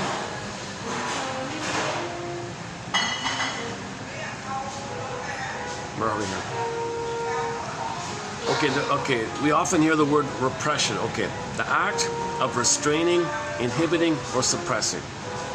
It's an unconscious defense mechanism that also underlies pretty much all of the other defense mechanisms, whereby unacceptable thoughts, feelings, memories, etc., especially those concerning some traumatic past event, are pushed from the consciousness. Pushed down, right? Pushed, repressed down, pressed down, push it down, press down, right? Push down, repress. Because of their painful association or disagreeable content, and are submerged in the unconscious, where they remain dormant but operant, dormant but alive, dormant but working. See, the pain is pushed down, the pain is operant, it's alive. It's Janov calls it the pain pump, this timeless pain pump. It's operant. You push it down, but the pain pump, push down, pain pump, push down, pain pump. So you don't want the pain to reach you a little bit because you feel anxious. So you want to keep it down. So smoking, drinking, oral fixation, okay, puts it down like that. Now your brain can send you endorphins naturally, so you'll have a natural release of endorphins from the brain. But if that wears out, you run to the store to buy something instead, Jennifer said. Disclaimer times 1,000. I'm not a doctor, a subsequent pat. Let's just try to understand. Nothing to be feared, only understood, says Marie Curie. Maybe I should go to. They're doing a lot of clamoring and banging over there, right? Okay, let's quickly to repression. Such repressed emotional conflicts are the source of anxiety that may lead to any of the anxiety disorders. So once again, anxiety means old fear, old pain is coming through you to the body called anxiety.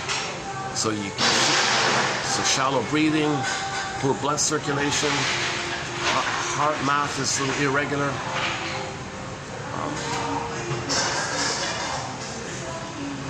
Okay, in dreams, when people dream at night, there may be a thing called wish fulfillment. So when you're dreaming, you may get your fantasies fulfilled, right? In your dreams. So you get a clue of your symbolic acting out that makes you feel better called wish fulfillment. So if you can interpret your dreams,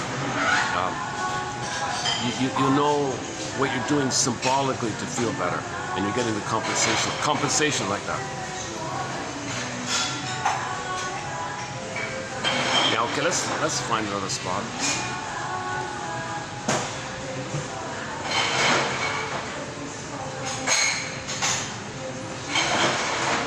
Okay, sorry. Oh man, this chair's not right. Okay, let's take it over to the other. Is the waitress gonna, if I go on the other side, is the waitress gonna, no, I'll just tell her I moved over here. Okay, let's move over to the other side here, on the other side.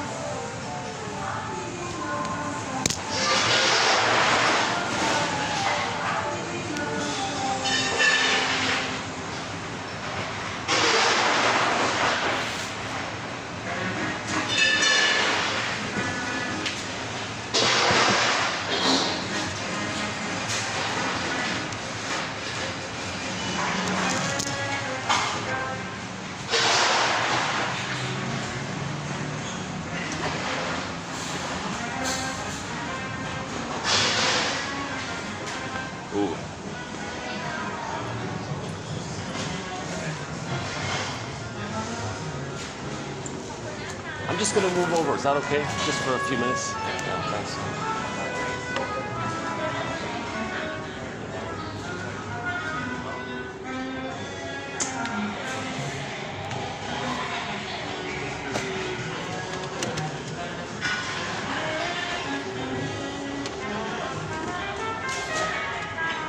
How's the lighting here? Not too bad.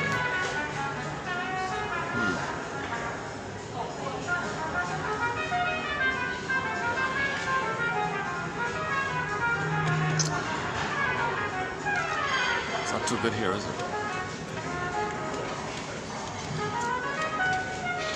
Okay, hold on a sec. Let's I want to play the iPhone readout. Let's play it again.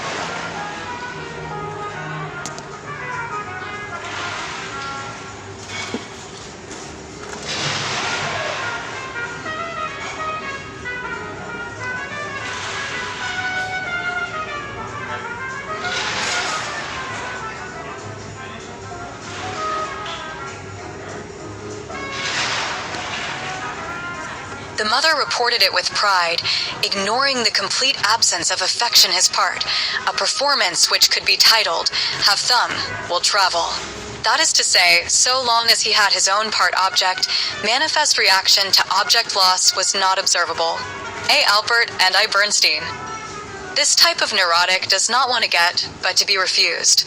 The refusal is first autarkially denied and disguised, which explains the jocose initial mood of the drinker, only to revert soon to the masochistic depression.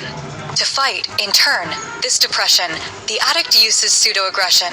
He poisons the mother/wanting unconsciously to lose in order to place their opponent, be he an individual or a bank, in the position of the orally refusing pre-Oedipal mother. The gambler wishes to reduce this mother to absurdity as a giving person.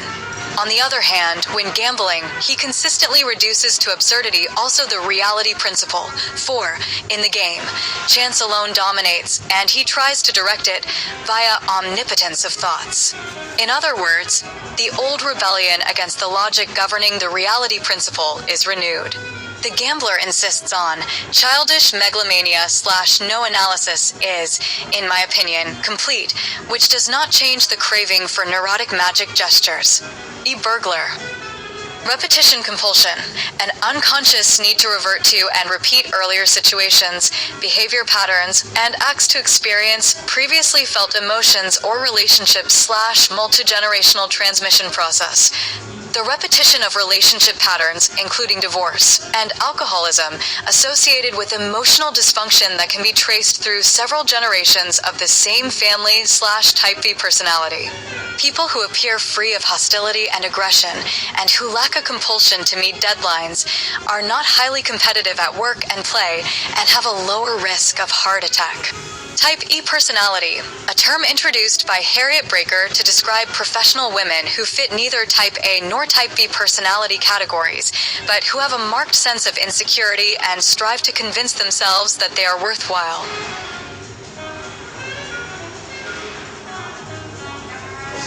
Go on. Why does it do that? Oh, this is a bizarre thing with my phone. It just stops like in the middle. It just freezes there. Okay, let's try it again. Let's try one more Worthwhile. time. Oh no. Okay, let's read that. Let's redo that here. One second.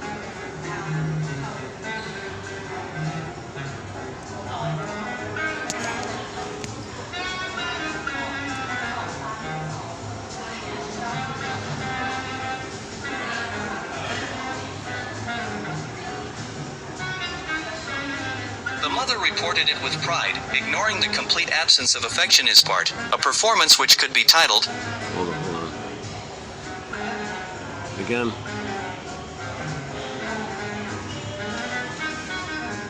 Okay, here we go. The mother reported. Okay. The mother reported it with pride, ignoring the complete absence of affection his part, a performance which could be titled, Have Thumb, Will Travel. That is to say, so long as he had his own part object, manifest reaction to object loss was not observable. Alpert and I. Bernstein. This type of neurotic does not want to get, but to be refused. The refusal is first autarkially denied and disguised, which explains the jocose initial mood of the drinker, only to revert soon to the masochistic depression. To fight, in turn, this depression, the addict uses pseudo-aggression. He poisons the mother/wanting unconsciously to lose in order to place their opponent, be he an individual or a bank, in the position of the orally refusing pre-Oedipal mother. The gambler wishes to reduce this mother to absurdity as a giving person. On the other hand, when gambling, he consistently reduces to absurdity also the reality principle, for, in the game, chance alone dominates, and he tries to direct it, via omnipotence of thoughts. In other words, the old rebellion against the logic governing the reality principle is renewed. The gambler insists on a childish megalomania/no analysis is, in my opinion, complete, which does not change the craving for neurotic magic gestures. Burglar. Repetition compulsion, an unconscious need to revert to and repeat earlier situations, behavior patterns, and acts to experience previously felt emotions or relationships/multi-generational transmission process, the repetition of relationship patterns, including divorce, and alcoholism, associated with emotional dysfunction that can be traced through several generations of the same family/type B personality. People who appear free of hostility and aggression and who lack a compulsion to meet deadlines, are not highly competitive at work and play, and have a lower risk of heart attack. Type E personality, a term introduced by Harriet Breaker to describe professional women who fit neither Type A nor Type B personality categories but who have a marked sense of insecurity and strive to convince themselves that they are worthwhile. Go on, go on. Oh, he did the same thing. Oh, for Pete's sakes. He stopped at the same place. TQ 3124. And it jumps to the end. What's going on here? Why does it do that? Type E.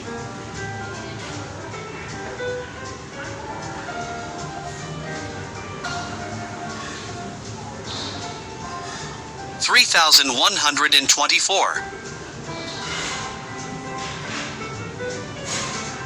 3,100. TQ. This type of neurotic does not want to get, but to be refused.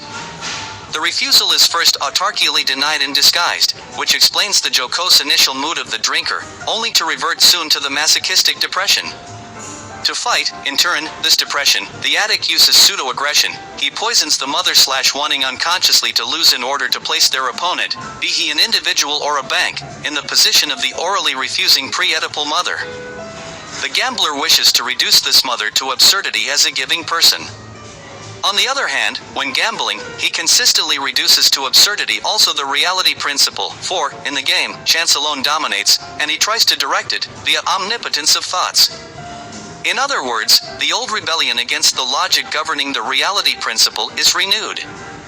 The gambler insists on childish megalomania/no analysis is, in my opinion, complete, which does not change the craving for neurotic magic gestures. E. Burglar.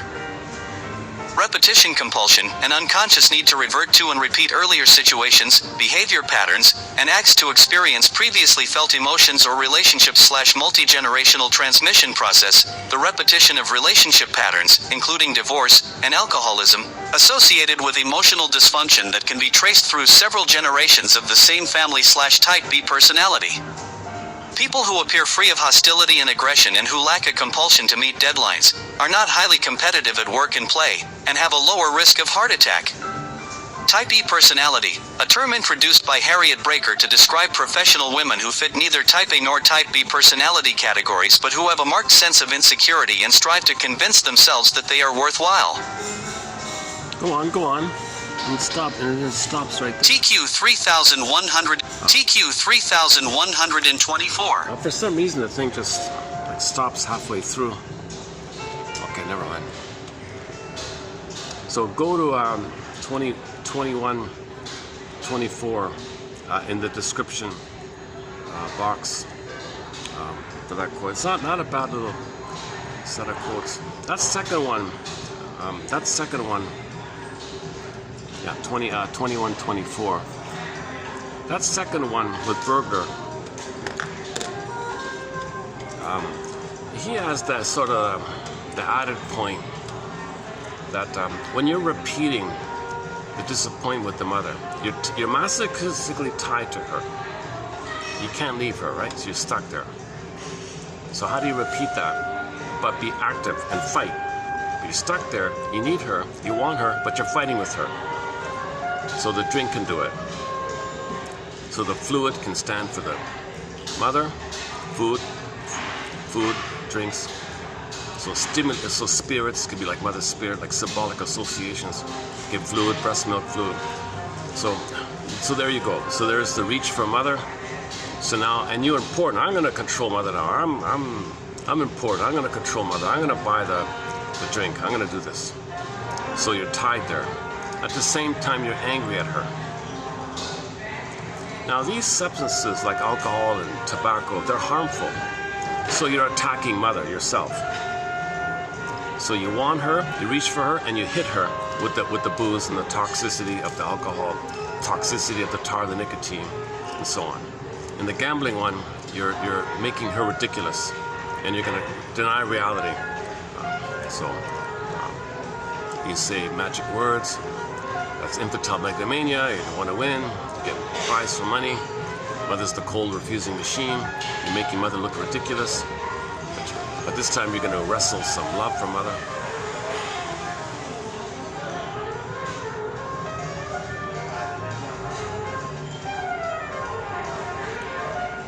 Boy, a lot of smokers. I see a lot of smokers just on my side there. Speaking of smoking, how was it going again?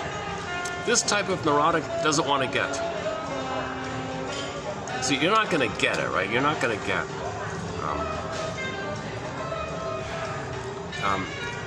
You're tied to the refusal. You're fixated at the rejection point. You want to be rejected. You want to be refused, because that's the tie to the mother. That's where you're frozen. So that's what you really want. But you don't want to know it. You want to be active and important. So you're important. That's called confession to a lesser crime. Pseudo-aggression. Rescue station. To cloak and camouflage the underlying thing. So you want to be rejected. So the smoker is going to get rejected. The cigarette is not the nipple. You're rejected. But you poisoned mother with the tar, right? So you wanted the familiar rejection and your anger with the nicotine and the tar. Right? Allman and Paul have the added point that the cigarette fills in as an ersatz self-object to trigger the fantasies of the time when you were one with the mother in uterus and you felt good like that. So you want to blip up some good feelings of the fantasy of oneness. But you're hurting her, but you're rejected. You see, so you're fixed, oral fixation. So smoking is an oral fixation. Drinking, promiscuity, gambling, so on. These are all oral fixations. Have thumb will travel. This type of neurotic doesn't want to get, but to be refused. This refusal is first autocratically denied and disguised, which explains the jocose initial mood of the drinker. So in the beginning, he's got a great hope, right? He's all excited. He denies it. He's important. He's going to buy the beer. He's got dopamine for the chase. He's going to control it. He's going to control the bottle. He'll control the breast. He feels excited. And the first sip, you know, the concentrated sugar tricks the mammalian part of the brain into feeling the person's safe due to surplus food. Surplus food, safety, serotonin from the food. So you get a little excitement from the chase and from the moment of serotonin from the extra food. So the first part is all exciting, but that's just that's that part called the joko. Then the moros comes in. So jokos, moros, bellicose, comatose. Only to revert soon to the masochistic sadness. That's the moros.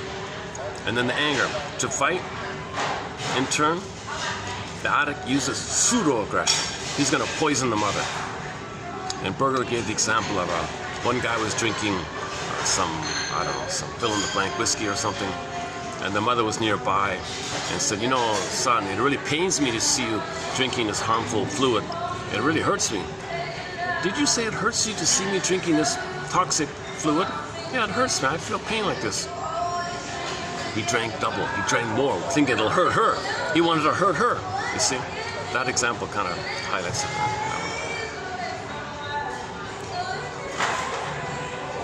Okay, then our next one is the gambler. Okay. Wanting to refuse, so the drinking and the smoking are similar in that way. Okay, wanting unconsciously to lose in order to place their opponent, be it the casino, the person, the roulette reel, the slot machine, whoever, in the position of the orally refusing pre-Oedipal mother. Okay, so the drink and the wine and everything, everybody is the perpetuated refusing mother. They want to see it that way, and that's what they want. They want to see everybody as the perpetuated refusing mother. Okay, so you're tied there, you search for it, you're going to be refused, that's your masochistic tie. But the rigmarole is you don't want to know it, so you're going to be active in that process and be proud in the process and think you're going to wrestle some benefit, think you're going to win this time. But the rigmarole, the misery machine, you're fixated at the masochistic point. Major crime, nobody wants to know it, so the judge says you can confess to the lesser crime. I mean the superego judge, unconscious judge. Wanting unconsciously to lose in order to place their opponent in the position of the orally refusing perpetuated mother, the gambler wishes to reduce his mother to absurdity as the giving person. So you have so much hate towards your mother. You see your mother as a slot machine. What a cold, refusing, steel thing. So refusing. You promise with your blinking lights, and you refuse and you rob me. On the other hand, when gambling, he consistently reduces to absurdity the reality principle. Yeah, I'm not going to reality here. I'm just going to do infantile megalomania, magical thoughts. I'll say abracadabra, put my coin in the thing, click, click, click, disappoint. So he feels, I don't care about reality. I want magical thinking. I'm entitled. Magical thinking, magical thoughts, magical thinking. Abracadabra, put your click it. So he's in the childlike mind to win, right, from the refusing mother. In other words, the old rebellion against the logic governing the reality principle is renewed. The gambler insists on childish megalomania.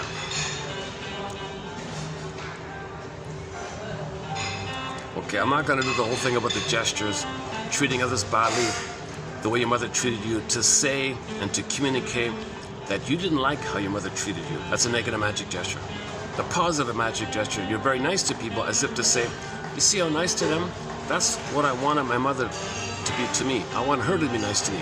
So these magic gestures, negative, positive, he says here, no analysis, in my opinion, is complete, which doesn't change the craving for these neurotic magic gestures. Okay, and all these other ones from O'Toole and Company, the medical dictionary, this one here.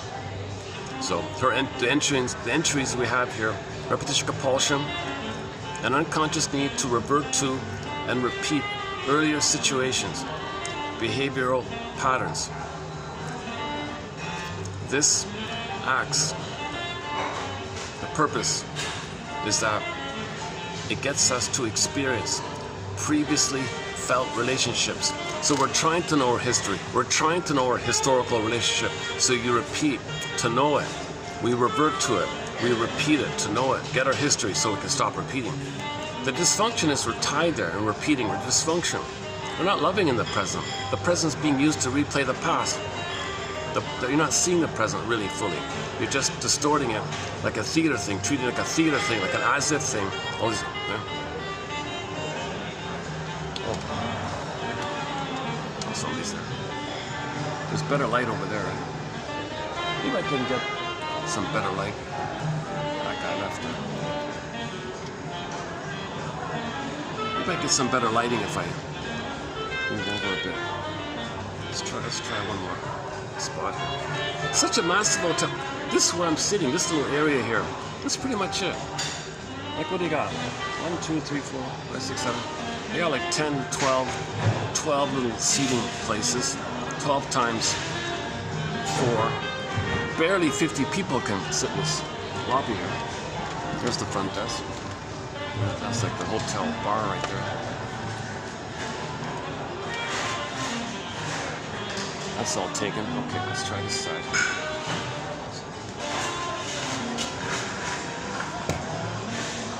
Aha, that's better. Oh, much better lighting here. Yeah, okay. Unfortunately, I gotta see everything in front of me, but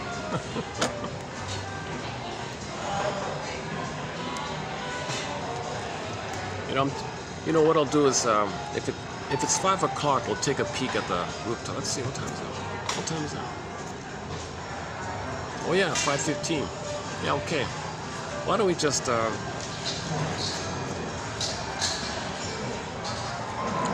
won't be able to. You won't hear. You'll see it, but you won't hear anything because it's all that music, that techno thumping, is all copyrighted. Is that the outside? Oh, I guess I might do. Okay. Yeah. Repetition compulsion, an unconscious need to revert to and repeat earlier situations so that you can feel it. We repeat to feel. In other words, we repeat to feel, finally. We want to now feel we couldn't have felt. We're trying to feel, get back our feeling, and accept our feelings. Accept the embodiment. Notice the conflict around it. And be aware of the conflict around it. Process it somehow. Talk to somebody, free association. Get to a place where you can mourn how your mother failed you and betrayed you and used you, and your loving mother died at birth, so to speak. That's what the fairy tale says. Your good mother died at birth. She was good when you were in the uterus. Poof, at birth, wicked queen. It's not separate women. In the fairy tale, they say the mother died at birth and the guy married another one, wicked stepmother. It's not like that. It's the same woman, but from the baby's perception, the mother inside was good, and poof, she's gone, and the wicked queen is there. The same woman is the wicked queen. That's the same mother, not two separate mothers. But in the baby's brain, it's good and bad, separate. He splits it, psychic splitting. That's how the baby copes with it. So you got to resolve this psychic splitting in midlife. You can't live with psychic. Well, if you live with psychic splitting, you'll be stuck with an oral fixation. You'll be smoker, drinker your whole life, kind of. Because that perpetuates the oral trauma.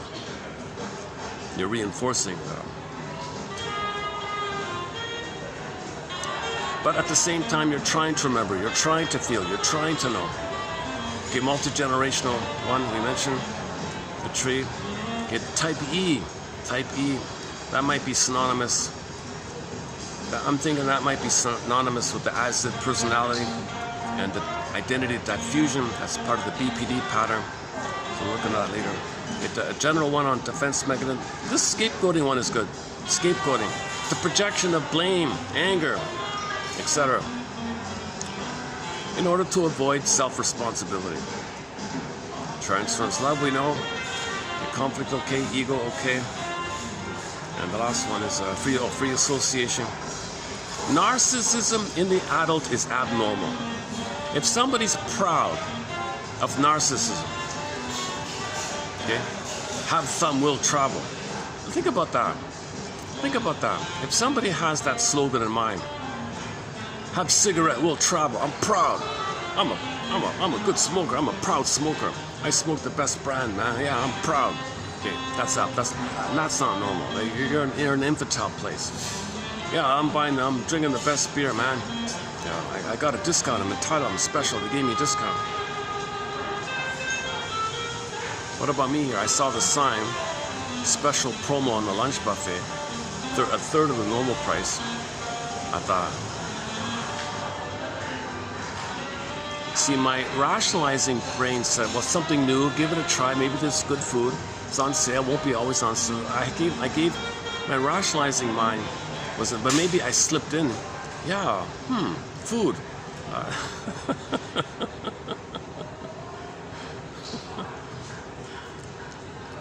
Am I proud?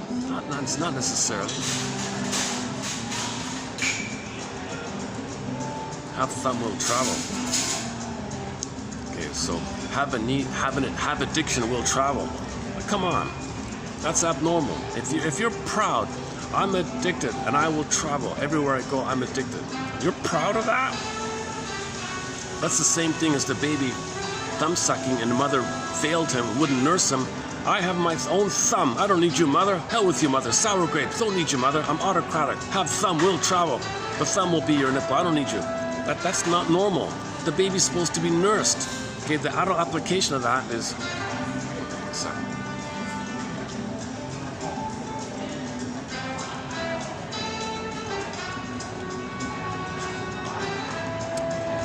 Some guy's giving me...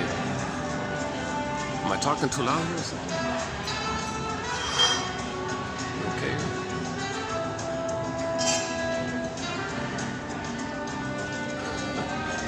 Maybe not. It's okay. All right. Oh, you might have been a staff guy. No name tag. I don't know. All right. My first time sort of in this hotel lobby is constantly filled when I walk past this place.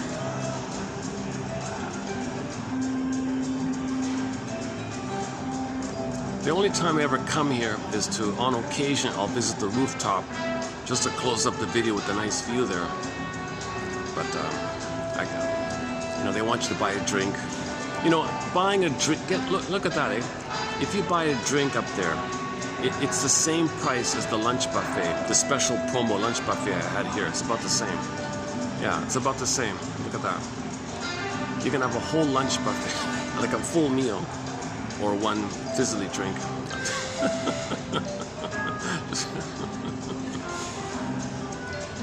Yeah, but that point, yeah, I'm not realizing it. Do people realize that? I'm so proud. Look at my cigar case here. Look at this nice shiny case here. Look at my wine cellar. Yeah, look at all that. Yeah.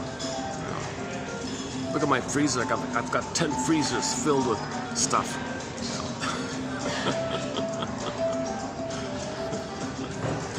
So that's the equivalent to a baby saying, I don't need your mother. You don't got to nurse me. I don't need the mammary. He does need it. He's denial. Sour. He's doing sour grapes. Part object ready. Have fun. We'll travel. I don't need your mother. So later on, translation, the adult version would be these kind of things. Have cigar. We'll travel. Don't need love. I have my own cigar. Part object ready. I have a substitute love. Food, substitute love. Emotional eating, drinking, smoking, promise, gambling. Okay, all the online addiction, pornography, that's all the same area.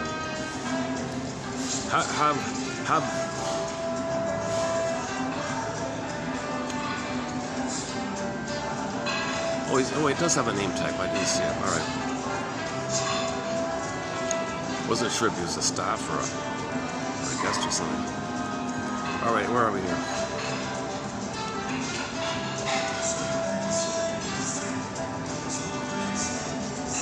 Adult patterns of behavior associated with the oral stage include overeating, loquaciousness, alcoholism, smoking addictions, and a sarcastic personality.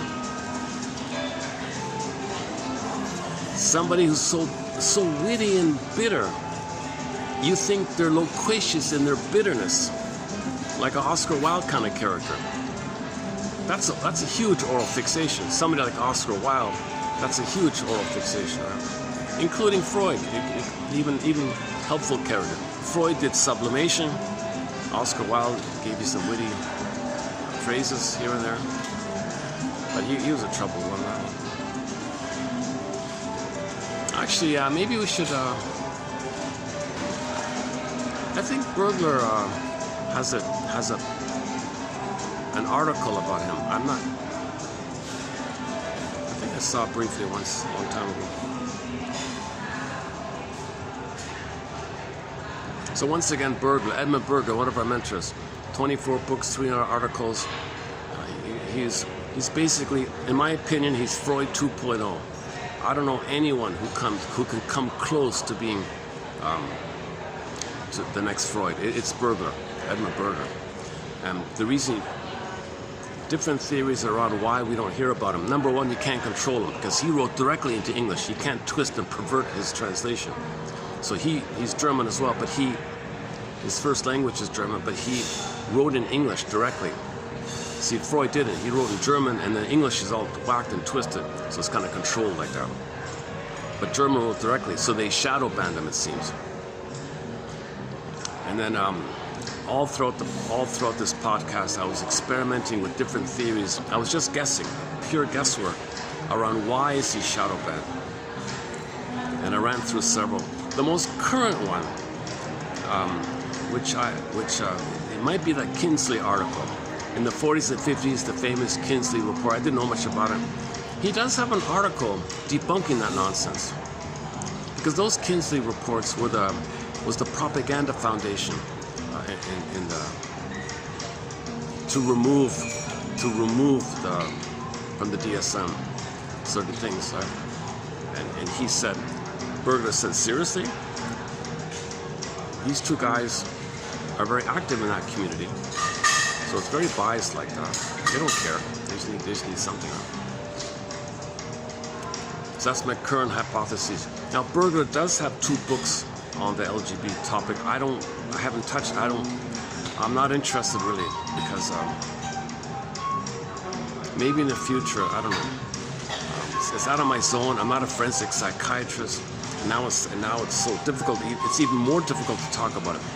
Shrinks always talked about in the past. It was sort of a given that it's neurotic in the past, right? But post the Kinsley reports, from there they said, oh, here you got a bunch of people saying it's just a lifestyle, or it's just an unknown.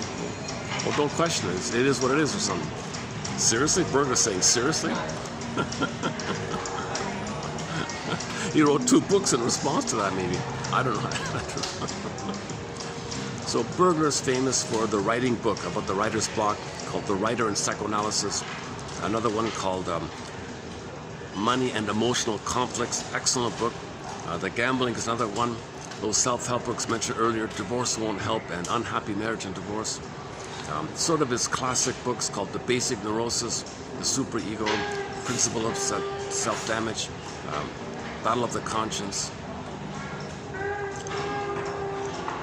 I'm missing a couple of key ones in there. And then that article collection that his wife put together after he passed away is called The Selected Articles. 70 articles in there.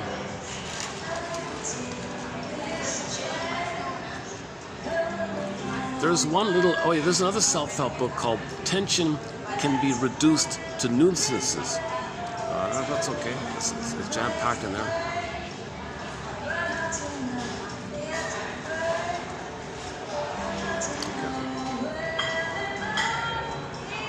And the last one, Wish Fulfillment. Okay. But today's one below, let's see, maybe I can just highlight. So that's preview. So what it just did was all preview stuff. Today's one is 3085, right? 3085. I've done this already 2 months ago in preview mode. So if by chance you want my discussion, you'll find it maybe 2 months ago. Helmuth Kaiser,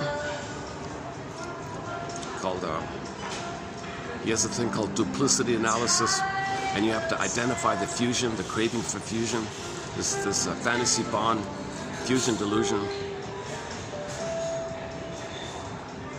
So Kaiser thinks a lot of issues are related to unmet oneness, unmet bliss, this whole area. The whole New Age movement is sort of in that area. So on that point, highly recommend Mel D. Faber's book called New Age Thinking. That book, plus his other book as a bundle, has been nominated for a Golden Windmills of the Mind Award. How about this fusion thing? So, Fusion Delusion. Oneness. And then this whole back and forth, because you don't want to regress, you can't regress, but you didn't get your needs met, and you want to separate, you want to be yourself, but you never got enough love from that earlier place to be yourself, but you can't go back, but you want to go forward, but your separation anxiety, you can't because you never loved. So this is the schizoid dilemma, So if you get too close to someone, you feel like you're feeling how your mother engulfed you, so you step back. You abandon you. Remember what the mother said? I'm not going to nurse you. Use your own thumb. Have thumb will travel. Use your thumb and travel. No way. You can't be yourself with an oral fixation. So in the area of wanting to heal, he may crave oneness, but you can't do that. You can fantasize it with New Age thinking, New Age crystals and whatever. All these things, mystical, occultish kind of fantasy. That's all symbolic mother mostly. One with, fill in the blank, make it up. But there's this drive to move forward and be yourself. That's the schizoid dilemma, this back and forth kind of.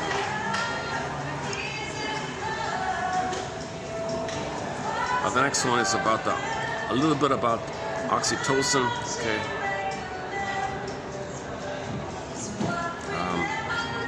This one here is from a self-help book.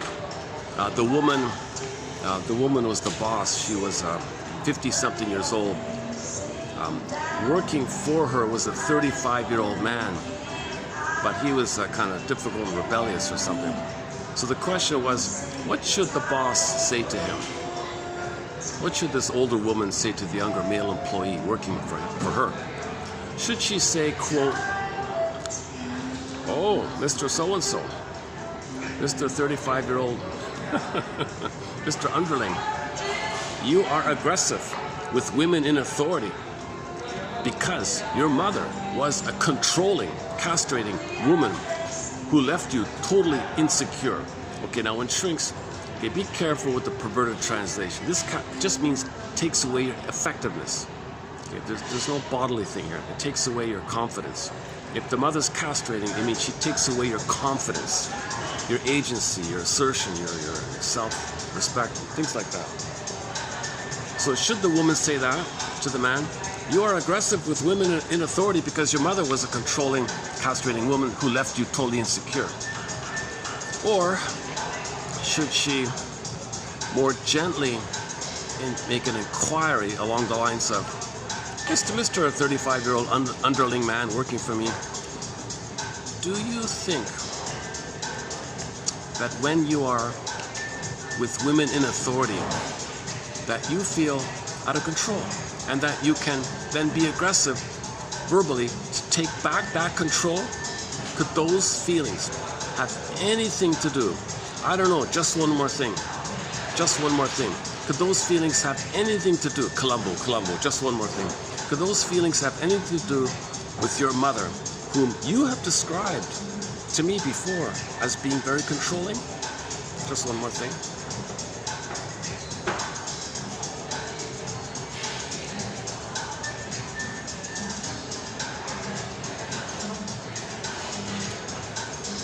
It's okay?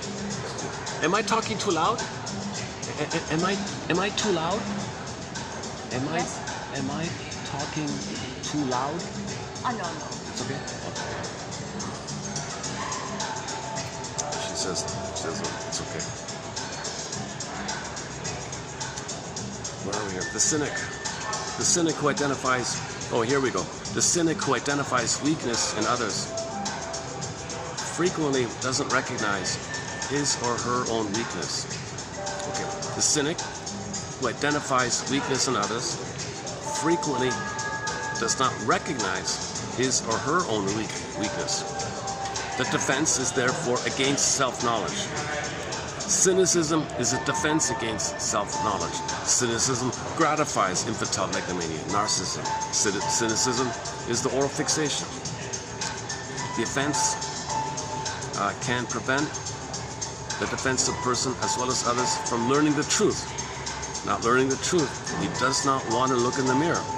Sometimes if these defensive types can be led to recognize that they are angry, or that their criticism resembles a characteristic that they themselves have, they can learn to curb their assaults and concentrate instead on their own struggles. Yeah, good luck. Good luck. Okay, that second half, good luck. Felix Unger, remember him? Witness Felix Unger, so longing to blend in with the guys for the card game, but endlessly replenishing snacks and disinfecting the kitchen instead. Felix recognizes that his connections to everybody, especially Oscar, are fragile. Fear of abandonment raises his anxiety level, and he becomes more controlling to control his anxiety. Okay, so Felix is the OCD control freak. He micromanages, hyper-perfectionism, hyper-micromanages every little thing.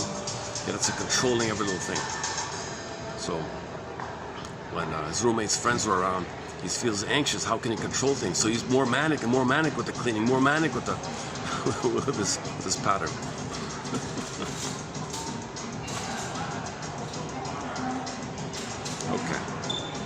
Okay, the next two are just I'll just leave it. Let's just leave it there. Okay, so these are below. These are 3085.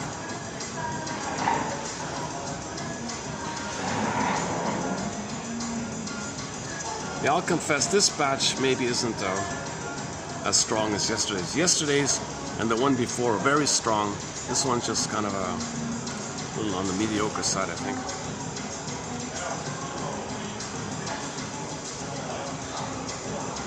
Maybe the best one is the oxytocin one. As delivery begins, the baby is pushed from the womb into the canal, birth canal.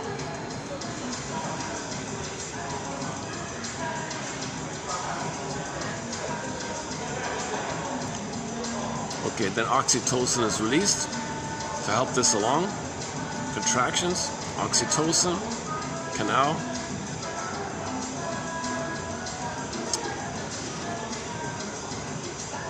Now, what if the mother doesn't produce the oxytocin? Sometimes the doctor injects the chemical in her for it to help the contraction, to help the oxytocin.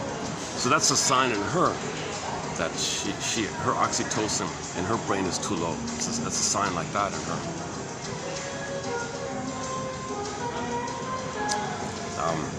And this interesting theory about the table, if the mothers are on the back with the syrups, the gravity's pushing down on the mother's blood veins in the back. So the mother's not sending the proper blood and oxygen. So the baby might not get enough oxygen and blood and nutrients if the gravity is pushing on the mother's back like that. Plus, you take away the gravity that would help with the flow. That's taken away, she said. Normally, mothers would squat or crouch or birthing stool, leaning like that, using gravity. Normally, gravity is a part of it. But a few hundred years ago, when there was an increased demand to plunder the planet, like full scale, they wanted to create flying monkeys. So how do you traumatize them? You put them on the back. So traumatize the babies. So how do you traumatize the babies? One theory is they put the mother on the back. Yes, of course, they made some rationalization that it makes it easier for the doctor. It's a problem. Why is there a problem? You create the problem by putting her on the back. So it's one of those begging the question, circular arguments. But the theory was gravity is meant to cooperate with the birthing, the natural birth, contractions, oxytocin, and with the squatting and all that. Disclaimer times 1,000. I'm not a doctor, but somebody said that with the squatting, the maximal pelvic space is allowed for the baby. Plus, the mother's tailbone will naturally be kind of tilted back a little bit. Because if the tailbone is too forward, the baby might bump into the tailbone and is hitting himself. So the gravity and the squatting allows the tailbone to be back, maximal space. Now you got the oxytocin and the contractions and the flow, and the natural delivery. Lead the cord, lead the placenta, hand the baby to the bosom, skin to skin, all is good. You maintain the oneness, maintain the bliss.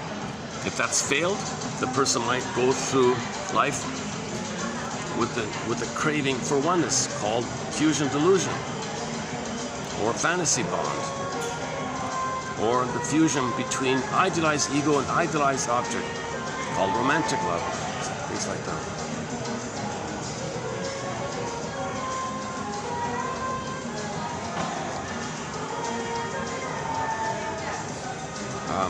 You are actually recreating that developmental step from early childhood in which you begin to see yourself and the object of your affection as having good and bad qualities. In other words, being whole, complex, ultimately imperfect. To be able to do this without overwhelming anger is a good sign. Okay, so in the healing process, you got to find both and. But when the baby's traumatized, he does either or. But there's a goddess or a demon. Demon, that's not my mother. I'll project that onto others. Others will be so bad. Not hurting me. Others are hurting me. There's no demon in me. Others are bad. Scapegoating. You protect the delusion that the mother's a goddess. There's my mother. That's a part. It's a fantasy part.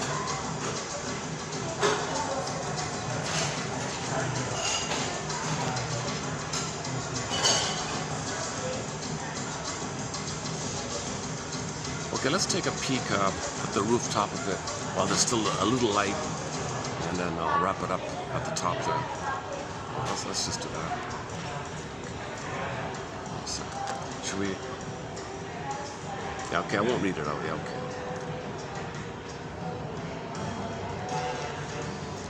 Let's see if I can get by the.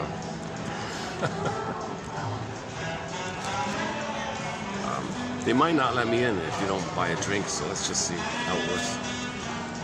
So, the blue jay of happiness is within. The bluebird of happiness is within.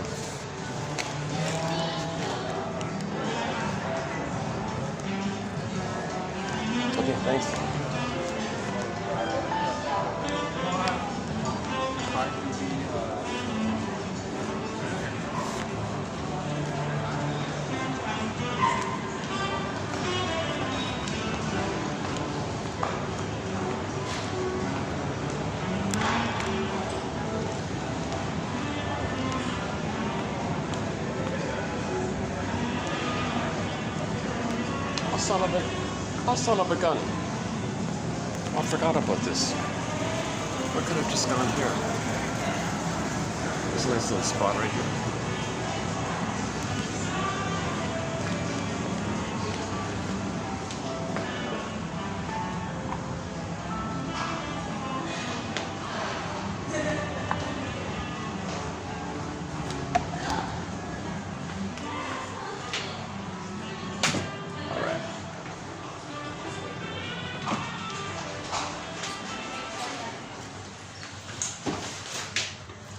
This has been an unusual video with the background noises and the venue like that.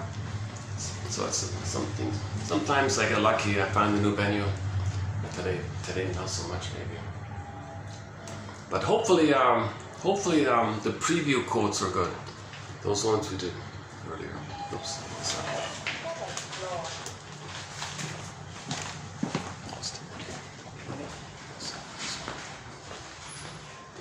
The next one.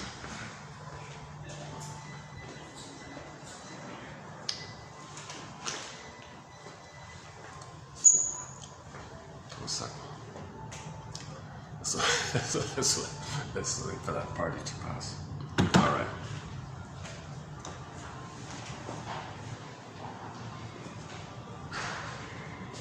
Yeah, back to that pride. See, there's a real pride, eh? Have some will travel. Apply that in adult mode. Imagine the infantile pride in that. Like, that's your identity, that's your narcissism.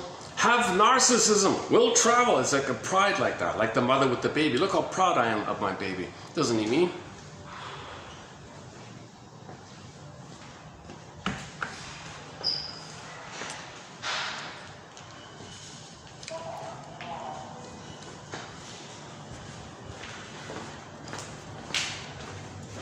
Not all of these go up to the top. Oh, this one goes, yeah, okay.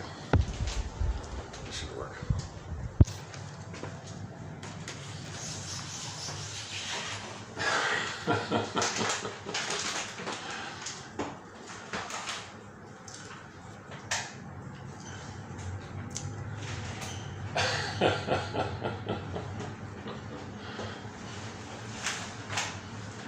Yeah, I feel like I'm being a little absent-minded today.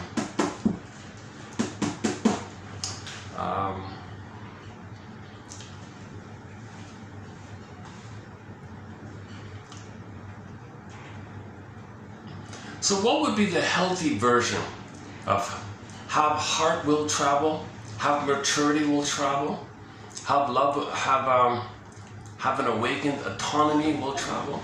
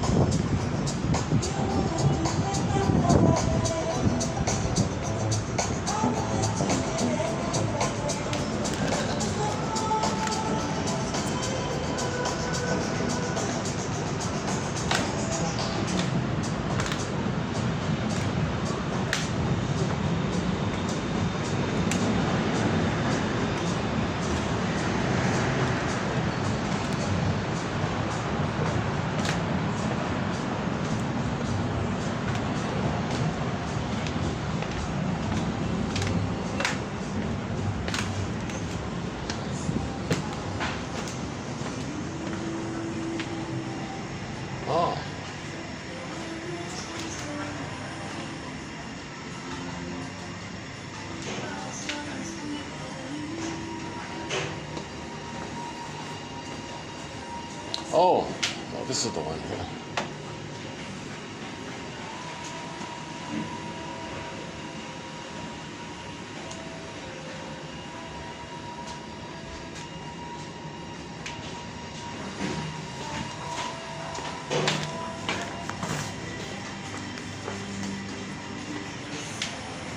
A cozy kind of setup here.